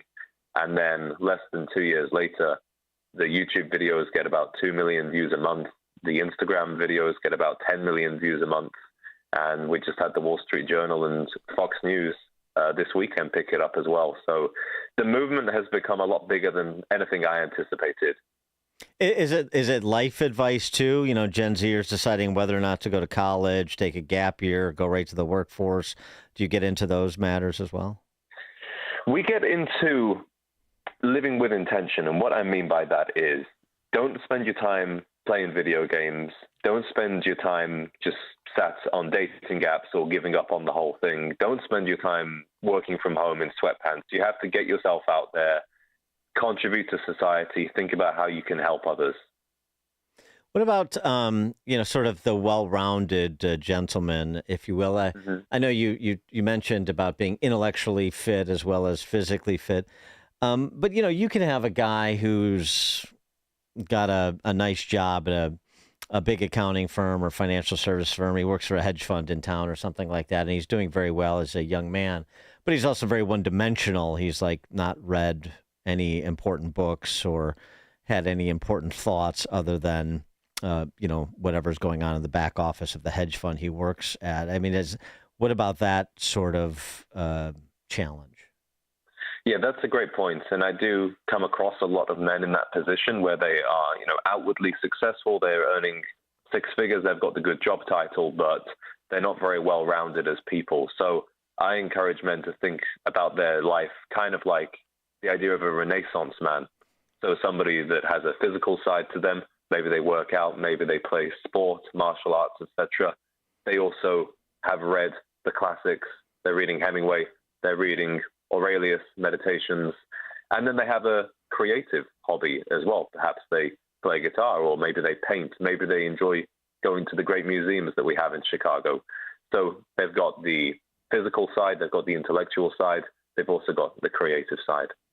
And you have had a journey, not just a geographical one, but a stylistic journey as well, as I read from that journal. You weren't always the button-down English gentleman you present today. Absolutely. It's funny because I think people might see my channel or hear me speak and assume that I went to Eton and my father was like this Colin Firth figure in The Kingsman, that really showed me everything. But it wasn't that way at all. I grew up in a pretty ordinary kind of small town in the UK where I didn't see anybody wearing nice suits and ties. And I really figured this thing out for myself. And when I was a teenager, I had long hair and I was playing in a heavy metal band and listening to Iron Maiden. So I've definitely been on a journey myself, and I still am. And I feel like what I do with my videos is I take people on the journey with me. And as I discover things that are helping me and that are interesting to me, I just share them with other people. Is this really focused on? I know you've given a broad brush of the topics and advice and counsel that you give, but it just seems to me like so much of this is dating oriented. Is that true? I think that's a motivation for a lot of people, but also if you think about the qualities that a good woman would be looking for in a man. They're not two bad things to aim for either. Right. So, whichever way you try and look at it, you end up emulating a good ideal or you end up adopting positive qualities. I think for some men, they are more motivated by dating than others. Other men that watch my channel or are part of our community, they're already married. They've already got kids even. So they're not trying to attract new women on the dating market, but they're trying to be the best husband and the best father that they can be. How much of this is intended to be sort of a countercultural response to like the Andrew Tates of the world? Mm-hmm. I wouldn't say it's deliberately intended, but I think what happens is a lot of young men go kind of looking for answers about how to go about in life, what to aim for. And when they go on the internet, they are confronted with kind of the left-wing agenda, which just tells men to be very vulnerable and to focus on their feelings and that they don't have to work hard, it doesn't matter. And they go, well, that doesn't appeal to me. And then they look to see what else is out there, and they see Andrew Tate talking about how it's important to be aggressive and it's all about how much money you make and how big your muscles are. So when you're looking for more of a middle ground or more of a balanced kind of intelligent approach, there really wasn't a lot there before I started doing what I was doing. And there specifically wasn't a lot talking about style, manners, discipline, self-respect for a Gen Z perspective. There were some older men talking about this, but nobody in their 20s. Yeah, and on a peer-to-peer basis, too. That seems to be the key, like credibility with the audience. Absolutely. And going on that journey with them. So when I discuss things that are happening, for example, in my dating life or things that I've been doing socially, somebody else that's 27, 28 can relate that to their lives and see how they could apply it. James Lawley is the founder of the YouTube channel Gent Z. You can also find him at gent-z.com. The piece in the Journal, I'll send it out on X. Pretty good. Gen Z walks into a bar and grows up. It was actually well written, too. The guy who interviewed you was pretty good. Anyway, James Lawley, thanks so much for joining us. Continued success with the YouTube channel. Thank you very much. It was a pleasure. And James Lawley joined us on the Turnkey.Pro answer line. It's like a hot, steaming cup of information to start your day. It's Chicago's Morning Answer on AM 560. The Answer. Are you turning 65 and thinking about Medicare? Or are you over 65 and haven't enrolled yet because you still have coverage at work? Either way, Medicare done correctly will be the best health insurance you will ever have. Imagine having an annual deductible of only $257. There are only two good things about aging, wisdom and Medicare. But to navigate the Medicare maze properly, you need a mentor. Best part? My guidance costs you nothing. Call me. I can help. If you're tired of calling a bureaucrat at an 800 number to help you navigate Medicare, then you need a local expert on your side. Your own health insurance mentor. C. Stephen Tucker from healthinsurancementors.com is someone I know and trust. He's a 30-year licensed broker who's been educating our listeners for more than a decade. Steve, how can our listeners get in touch with you? Thanks, Dan. They can visit healthinsurancementors.com or call me directly at 630-674-1551. That's 630-674-1551. 1551. Dan Proft here. Let me take a moment to talk about one of our loyal sponsors. I'm talking about QC Kinetics Non-Surgical Therapy. You've been hearing their ads for 2 years on our airwaves, and the response from listeners has been overwhelming. QC Kinetics is a great company. I'm proud to have them as a sponsor. So many listeners are getting relief from chronic joint pain thanks to platelet-rich plasma and cellular therapies offered at QC Kinetics throughout Chicagoland in Oak Brook, Naperville, Morton Grove, Crystal Lake, and Gurnee. Listen, if you have chronic joint pain in your knee, hip, back, or shoulders, and are stuck in a cycle of painful steroid shots and considering surgery, this message is for you. Contact my friends at QC Kinetics. QC Kinetics is going to determine if you're a good candidate and show you why surgery is not your only option. Get a second opinion. There's nothing to lose. They have weekend appointments. Call today and tell them Dan Proft sent you. When you do, 312-809-5955 is the number. That number again, 312-809-5955 to schedule your free consultation at QC Kinetics. Call 312-809-5955. Signature Bank is Chicago's fastest growing independently owned business bank, a bank where relationships still matter. I'm Dan Proft, and I know this because Signature Bank is my business bank. Hey all, Jim Carr here. I am the owner of Car Machine and Tool in Elk Grove Village and loyal customer of Signature Bank.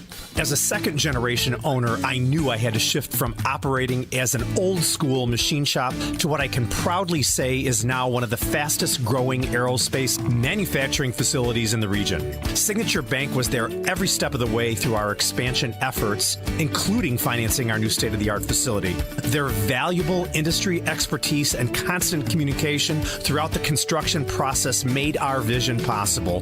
Many thanks to Signature Bank for supporting Car Machine and Tool. You set the bar high for other banks. Signature Bank helps local businesses succeed. Want to learn how Signature Bank can help turn your business vision into reality? Visit signaturebank.bank. Member FDIC, Equal Housing Lender. Perhaps you're a collector, or perhaps all of a sudden you have a collection. Maybe it's an inheritance. How do you know what it's worth? This is Sean Thompson for Donley Auction. The market for antiques and collectibles is changing all the time. What is your collection worth right now? Well, I've got an easy way to find out. It's simple. You contact Donley Auctions. With their worldwide audience of live and in-person auctions, they have a good idea of how to tell you exactly what it's worth at exactly right now. They're ready to put top dollar in your pocket. The bigger the collection, the better. Go to DonleyAuctions.com and get the info on all things that they buy and sell to have an idea of exactly what Donley does and how much they need your collection. They have so many buyers, it's a great time to sell. Just simply make a phone call. Donley has traveled all over the country to pick up collections. Just call and talk to the people at Donley Auctions at 815-923-7000.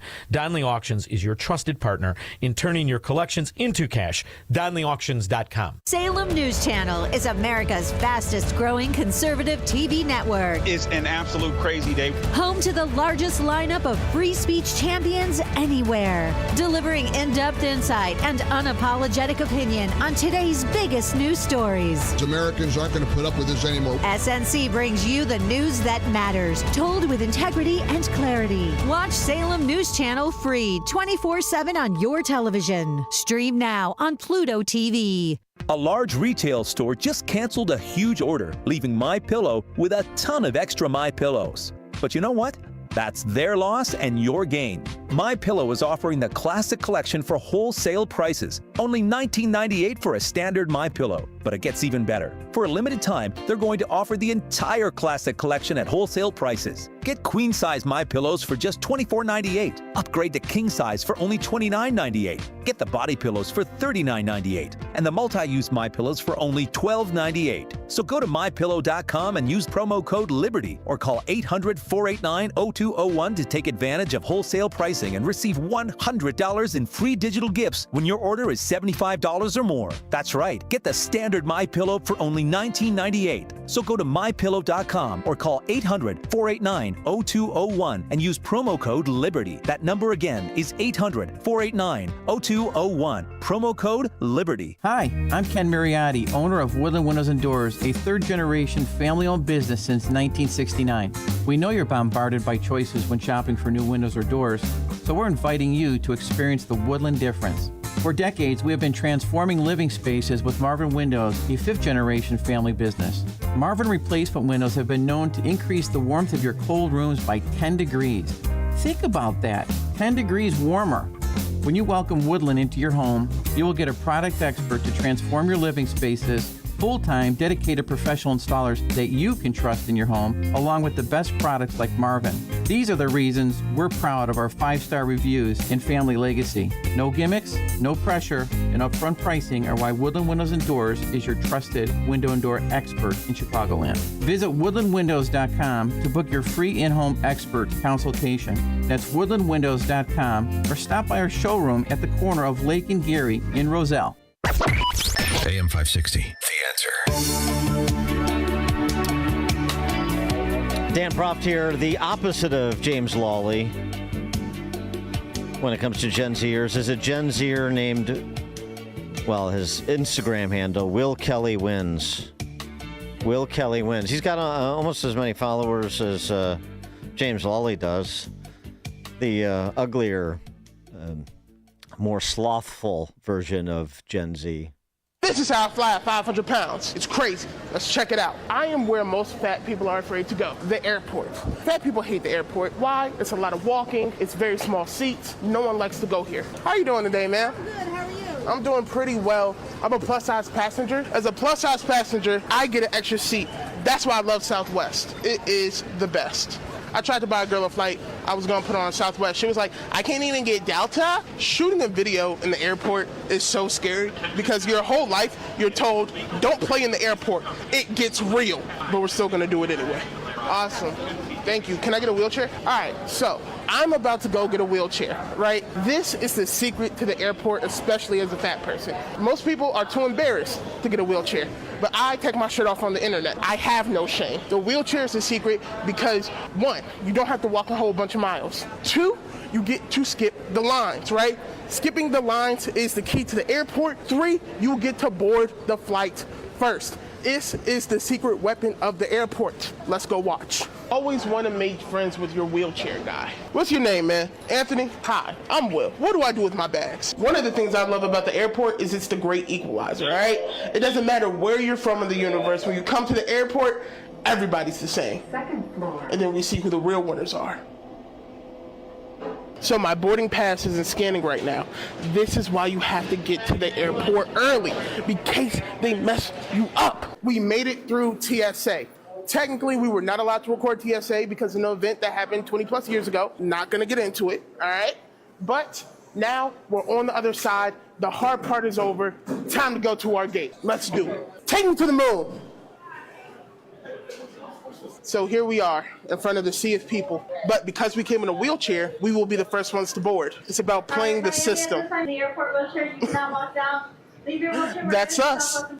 The first one on the plane. Here we go, guys, all right? We're almost there. Final destination. I'm going to do what all fat people are scared to do. I'm going to ask for the extra seatbelt. Boom. Hey. Can I get an extender? Yeah. Finally on our flight, in good position. Got both of our seats. Let's go to the moon. Am I looking stoic, Santi? You are. That's stoic. The anti-James Lawley. Coming up at 8:38, we'll talk, whoever thought the Bureau of Labor Statistics would be such a source of controversy, but it is. We talked about it a bit on Friday with Jim Perry, the jobs numbers, a little bit more with Carol Roth at 8:38 since Trump sacked the point person at the Bureau of Labor Statistics over those jobs numbers. That's 8:38. Now we check the headlines. Good morning. It's 69 degrees in Chicago in the AM 560 The Answer newsroom. I'm Nikki Whaley. The Trump administration is pushing a plan to end the war in Gaza. President Trump's special envoy to the Middle East, Steve Witkoff, met with families of Israeli hostages in Tel Aviv on Saturday and told them the U.S. is focused on a comprehensive deal to end the war and return all of the remaining captives. Witkoff said President Trump believes that everybody should come home at once and there should be no piecemeal deals. Israeli officials say that 50 hostages remain in Gaza, but only about 20 are believed to be alive. I'm Mark Mayfield. The Federal Trade Commission is warning consumers about a scam involving Amazon. It actually has nothing to do with the international e-commerce company, but with fraudsters trying to make it look legit. They're sending phony text messages claiming to be from Amazon, saying an item you bought has been recalled. The FTC says don't fall for it. Don't click on the link offering a full refund, or you could be ripped off by scammers who are after your money and personal data. I'm Sarah Lee Kessler. Ford is recalling more than 312,000 vehicles over a problem with its Power Brake Assist. The electronic brake boost module may lose power while driving, and that can increase the stopping distance. The recall includes the 2025 Lincoln Navigator F-150 Expedition, Bronco, and Ranger vehicles. News is a service of almostfreeteeth.com. What if you could save 90% for dental implants and get 100% of your smile back? With a Blue Cross Blue Shield PPO or FVP, it's possible. Check if you qualify at almostfreeteeth.com. A check of the roads coming up in 2 minutes on AM 560 The Answer. The biggest AM 560 event of the year is coming to Gobert's Farm in Pingree Grove on Friday, August 22nd. It's Sean Fest 2025. Join hundreds of fellow AM 560 listeners for the summer's best party. Be a part of the on-location broadcast with Sean Thompson, followed by live music, photo opportunities, food and dessert trucks, and it's all free. Registration is requested at 560theanswer.com/SeanFest. Sponsored in part by Quick Delivery Service and by myvirago.com. Want to see if you could pay less in taxes? Try the quick and easy tax calculator at willsave.com. Yes, a free tax calculator. That's WILSAVE.com. Calculate how you could keep more of your hard-earned money and give less to Uncle Sam, especially in retirement. Get your free tax analysis today at willsave.com. And don't forget to tune in to Protecting Your Assets with Steve Shyman every Saturday morning at 8, right here on AM 560 The Answer. Your manufacturing production is only as good as your manufacturing team. Monarch makes you better, plain and simple. They do an excellent job at recruiting the right people, qualified, experienced, top talent that improve productivity. Monarch Technical Services has been leading the Chicago staffing industry for manufacturing and engineering since 1987. Their vetting process is bang on, and their payment terms show just how dedicated to helping they are. You have 6 months to pay the finder's fee, and if for any reason the candidate leaves, the fee ends. Simple. Monarch's payment terms allow you to make sure employees fit in before fees are paid in full. It's a working partnership that works. If you're growing your manufacturing team, trust me, call Monarch Technical Services. Monarch meets every candidate in person to interview and test for specific skills and assesses experience by using blueprint, shop math, part measurement, and CNC program exams. Call 847-342-1221. That's 847-342-1221. Or visit monarchtechnical.com. Hey, this is Sean Thompson. You know, there's an old joke about Uncle Sam's tax short form. The first line says, "How much did you make?" The next line says, "Send it in."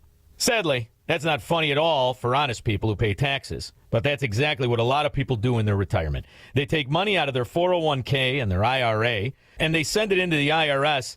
Tom Fortino of Alpha Wealth Group believes there's a better plan for your retirement than Uncle Sam's plan of send it in. What if your current plan includes thousands of dollars in unnecessary taxes and fees? What if you're headed for higher Medicare payments, lower Social Security checks? What if the savings you may realize allows you to retire even earlier? Wouldn't you want to know all of that right now? Call Tom Fortino and the team at Alpha Wealth Group and find out today. Call 630-864-6711. The number again, 630-864-6711. You can also visit alphawealthgroup.com to schedule your no-obligation consultation. This hourly segment is brought to you by Goldilocks, offering smart security systems to homes and businesses. Call Goldilocks at 708-889-5600. From the Team Hawkburg Traffic Center, I'm Nikki Whaley. On the Edens inbound from Lake Cook to Montrose, 15 minutes. Outbound is 15 minutes.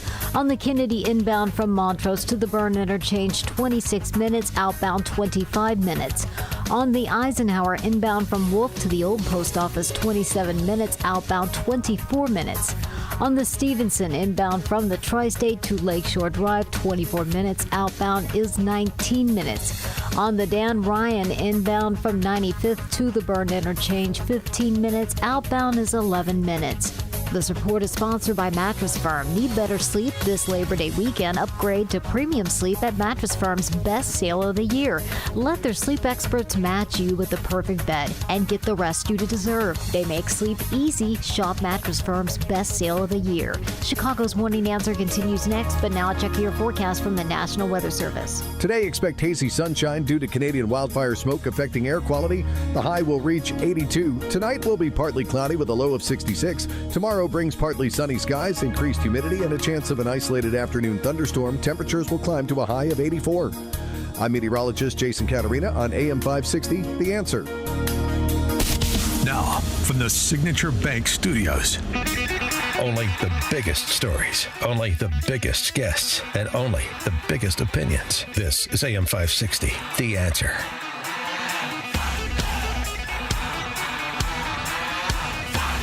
Top of the morning, Dan Proft here. The controversy over the jobs numbers after those, that July jobs number combined with the revisions to the May and June jobs numbers that we spoke about on Friday with Jim Perry. I mean, it was staggering. It's like, what is the point of even discussing these numbers? Why should we give them any currency? By the way, looking at just the historic performance of the Bureau of Labor Statistics when it comes to accuracy, the average revision in the monthly jobs numbers since 2003, so for 2 decades, the average revision is 51,000 a month. 51,000 a month. So again, in absolute terms, the average is either plus 51,000 or minus 51,000. When you're normally talking about a few 100,000 jobs, that's a pretty big margin of error. And of course, last year, and Trump pointed this out in deciding to terminate the point person at the Bureau of Labor Statistics. Last year, remember, they revised down the number of jobs created under Biden by nearly 1 million, the second largest benchmark revision on record. This is back in March of last year. The Biden administration overstated the number of jobs in the U.S. economy by 1.18 million in the year through March, accounting for approximately 36% of the 3.24 million jobs initially claimed, according to data from the aforesaid BLS. Again, big margin of error. So was Trump right to do this? Because he's getting a lot of heat for a relatively, non-impactful personnel move. He's covering for an economy that's faltering, and this and that is, I guess, what the criticism is. But I don't know that the administration or the Republic is going to rise or fall based on who is at the Bureau of Labor Statistics. And the excuse given is like fewer people are returning the surveys and so on and so forth. Like it's more and more difficult to get people on the phone or to complete a public opinion survey online for accurate polling when it comes to elections and so forth. Well, I mean, if your methodology isn't working, your approach isn't working to get reliable data, then you need to change your approach. Just get to complain about it and continue on providing data that is meaningless, it would seem to me. Let's see how it seems to Carol Roth. She's an entrepreneur. She's the author of You Will Own Nothing, Your War with the New Financial Order and How to Fight Back. You can get her free economic newsletter at carolroth.com/news. Carol, thanks for joining us. Appreciate it. Yeah, always a pleasure. So this contretemps over jobs numbers, your take?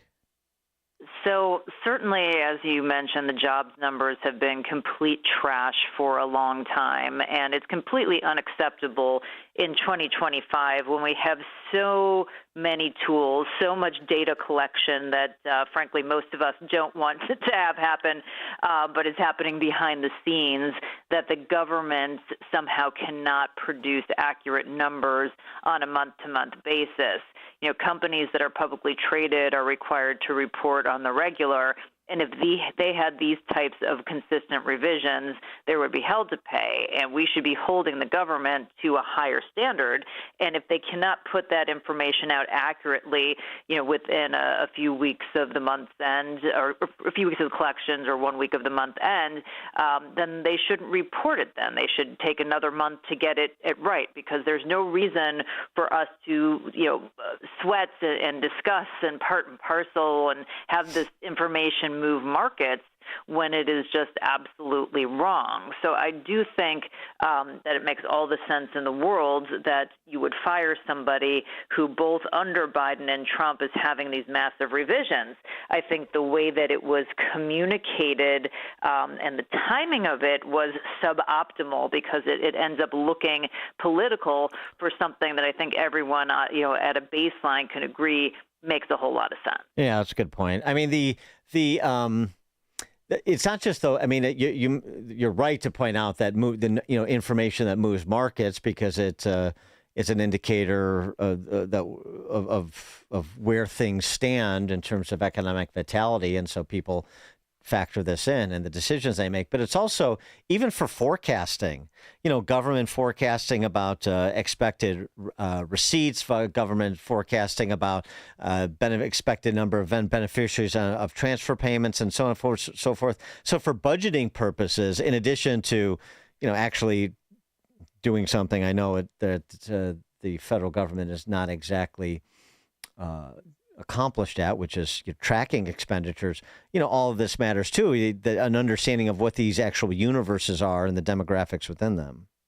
Absolutely. And I think part of the problem, too, is just that the way our labor force has changed so dramatically over past decades, that has not been, you know, factored into the methodology. The reality is we have somewhere in the neighborhood of 70 million gig workers. We have nearly 35 million people who own small businesses. The majority of those, about 29 million, don't have any employees. They're solopreneurs. And then you have people who are working jobs, and some people are working multiple jobs. And they haven't really changed the way that they look at the numbers and the methodology to match the shift in how people are working today. And so on top of the data collection issues, which again, the government has so much data that's reported to it on the regular, it just absolutely a head scratcher. And to have this big organization where in 2025 they can't come up with better numbers than the ones that they have. And, you know, and by the way, on top of it, the numbers aren't even real. They put in modeling and seasonal adjustments and all kinds of stuff anyway. So, yeah, I think we need to take a hard look if we're going to get government data, which is valuable, as you noted, on many different fronts, that we really need to rethink how this is done to make sense and to be able to be useful. What are the indicators that you look at when you're trying to get a handle on how things are going, and how are things going based on those indicators you look at? Well, it's difficult because you try to, get anecdotal pieces of information and tie that in with what's happening with official pieces of information, and you get it from a whole slew of sources. But anytime you're doing data analysis, there's a principle called GIGO, garbage in, garbage out. So the less reliable that data is, the harder it is to be able to rely upon it. I think that before we got this data on Friday, that things were looking fairly solid. There's certainly, I can tell you kind of all the issues. GDP, was impacted by some of the trade to the positive side, making up for the negative side in the first quarter. Retail sales, as we know, is reported on a non-inflation adjusted basis. So you can go through and talk about all the cracks, but things seem to be doing okay. But the change in the job data makes you call into question all the other data, and then also creates concerns about what's going on in the labor market. That being said, we are going through a transition in labor. We're trying to have less government spending and have that being picked up by the private market. We're trying to get the illegals out of the country and get them out of the workforce. So it's going to take some time for that transition to happen. So I don't think, there's any reason to think that the sky is falling, just we're going through a transition. But it's hard to have those kinds of discussions if you don't have the data to be able to kind of bookend that discussion. What do you think the AI impact is going to have on the jobs markets and how it will be felt and over what period of time? And there's so much discussion about this. There was a CNBC piece that looked at the jobs with the lowest exposure to AI, because at this point the argument is that it's mostly white-collar workers that are increasingly using AI and so forth. The top 10 jobs with the lowest exposure to AI, I feel like David Letterman. And this list is almost late show worthy. Phlebotomists, nursing assistants, hazardous materials removal workers, helpers, painters, planters, embalmers, plant and system operators, oral and maxillofacial surgeons, automotive glass installers and repairs, ship engineers, and tire repairers. I guess that's good news, but I don't know that a lot of people listening are going to want their kids to go into tire repair and embalming.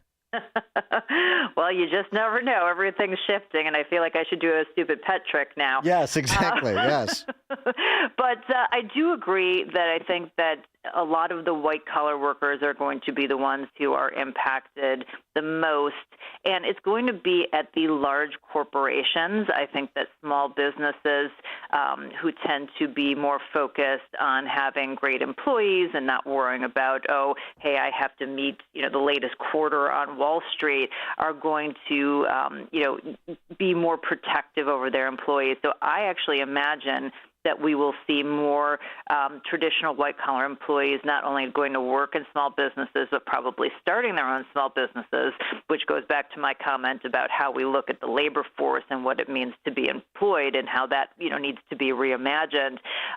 Certainly technology is also going to be coming for some of the retail and service jobs, but I don't think it's, AI, I think it's more traditional technology, but that's because of government intervention, continual raising of the minimum wage, all of the additional taxes and fees and regulations that you have to be able to have an employee, that's going to impact some of those lower-end jobs, particularly in retail and services. So I think that you'll have a little bit of a barbell effect. But, I think overall the probability is that AI becomes a tool that, requires smart people to use it like all technology. And there's sort of that outside possibility that the robots take over and kill us. Of course, yes. It's not zero. I don't know what the number is, but it's not zero chance. Something else on the investment front, before the robots take over and kill us, something interesting is happening. You wrote about it, which is that Wall Street private equity firms are opening their doors to Little Main Street investors should the Little Main Street investors be wary? What could go wrong? It's an exclusive club that you can't get into. And now all of a sudden they go, you know what? We changed our minds. You look pretty cool. Why don't you come on in? That doesn't happen, folks. When they're inviting you into the club, it's because the club needs maintenance and repairs, and they need your money to be able to do that. And that's what's been going on with private equity. There's so much money that has gone into private equity over the last couple of decades. There are only so many deals. There was a period where there was very low interest rates, and so you had all this money sloshing around and doing really well. And now we're at a point that it has become quite expensive to finance deals. There's too much money chasing the deals, so those are becoming more expensive. And so the returns that private equity is getting, which normally were higher than public markets because you're taking on the risk of these securities not being liquid and not being able to get in and out of them, are actually way underperforming the public markets right now. And so that is an issue.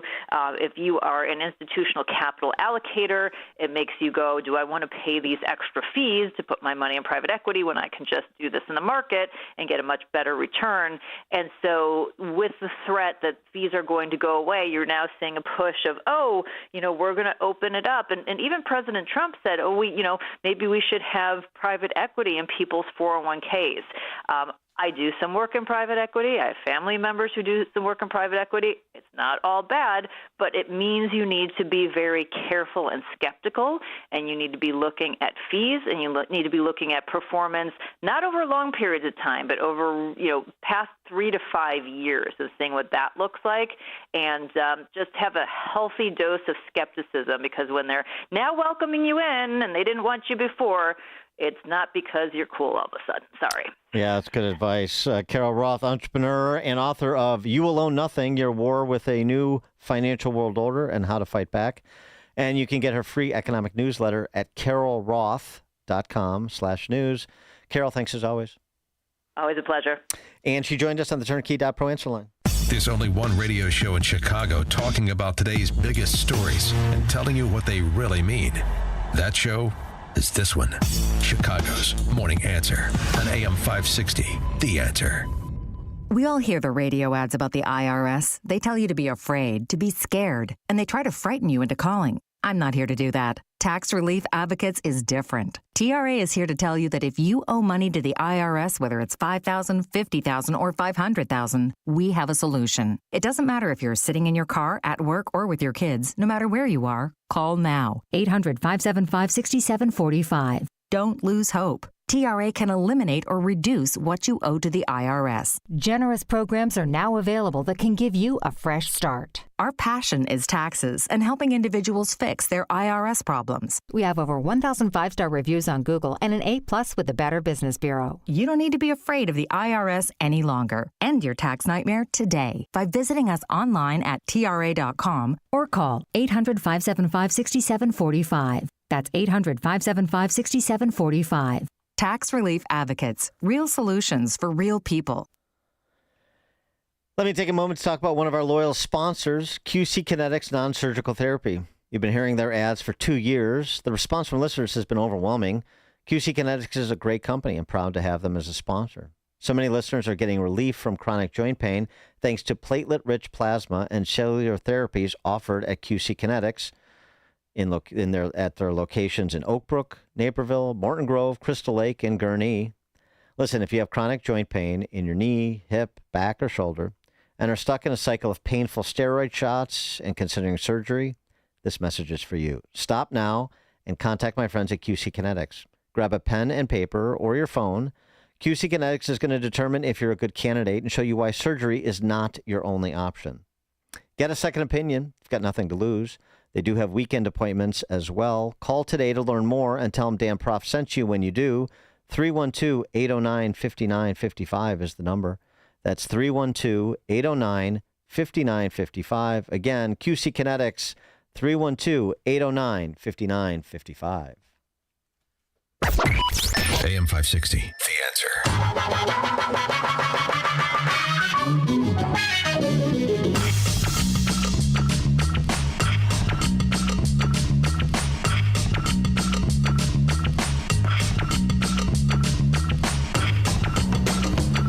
Top of the morning, Dan and Dan. Just Dan and Dan. Dan and Dan. All right, thank you for joining us on another installment of Chicago's Morning Answer. I had a good round of guests. Text from 773. No, text from 847. Yes, another excellent segment talking about our conversation with James Lawley and turning young Gen Zers into Gen Z gentlemen. That was interesting. Tomorrow we've got Leo Leibowitz, Dean Spears, John Tamney. We'll have the latest on where those Texas legislators are, maybe in custody. Thanks for joining us on this installment of Chicago's Morning Answer. It is now 9 o'clock on AM 560 WIND Chicago. A rebound on Wall Street. I'm Dave Anthony.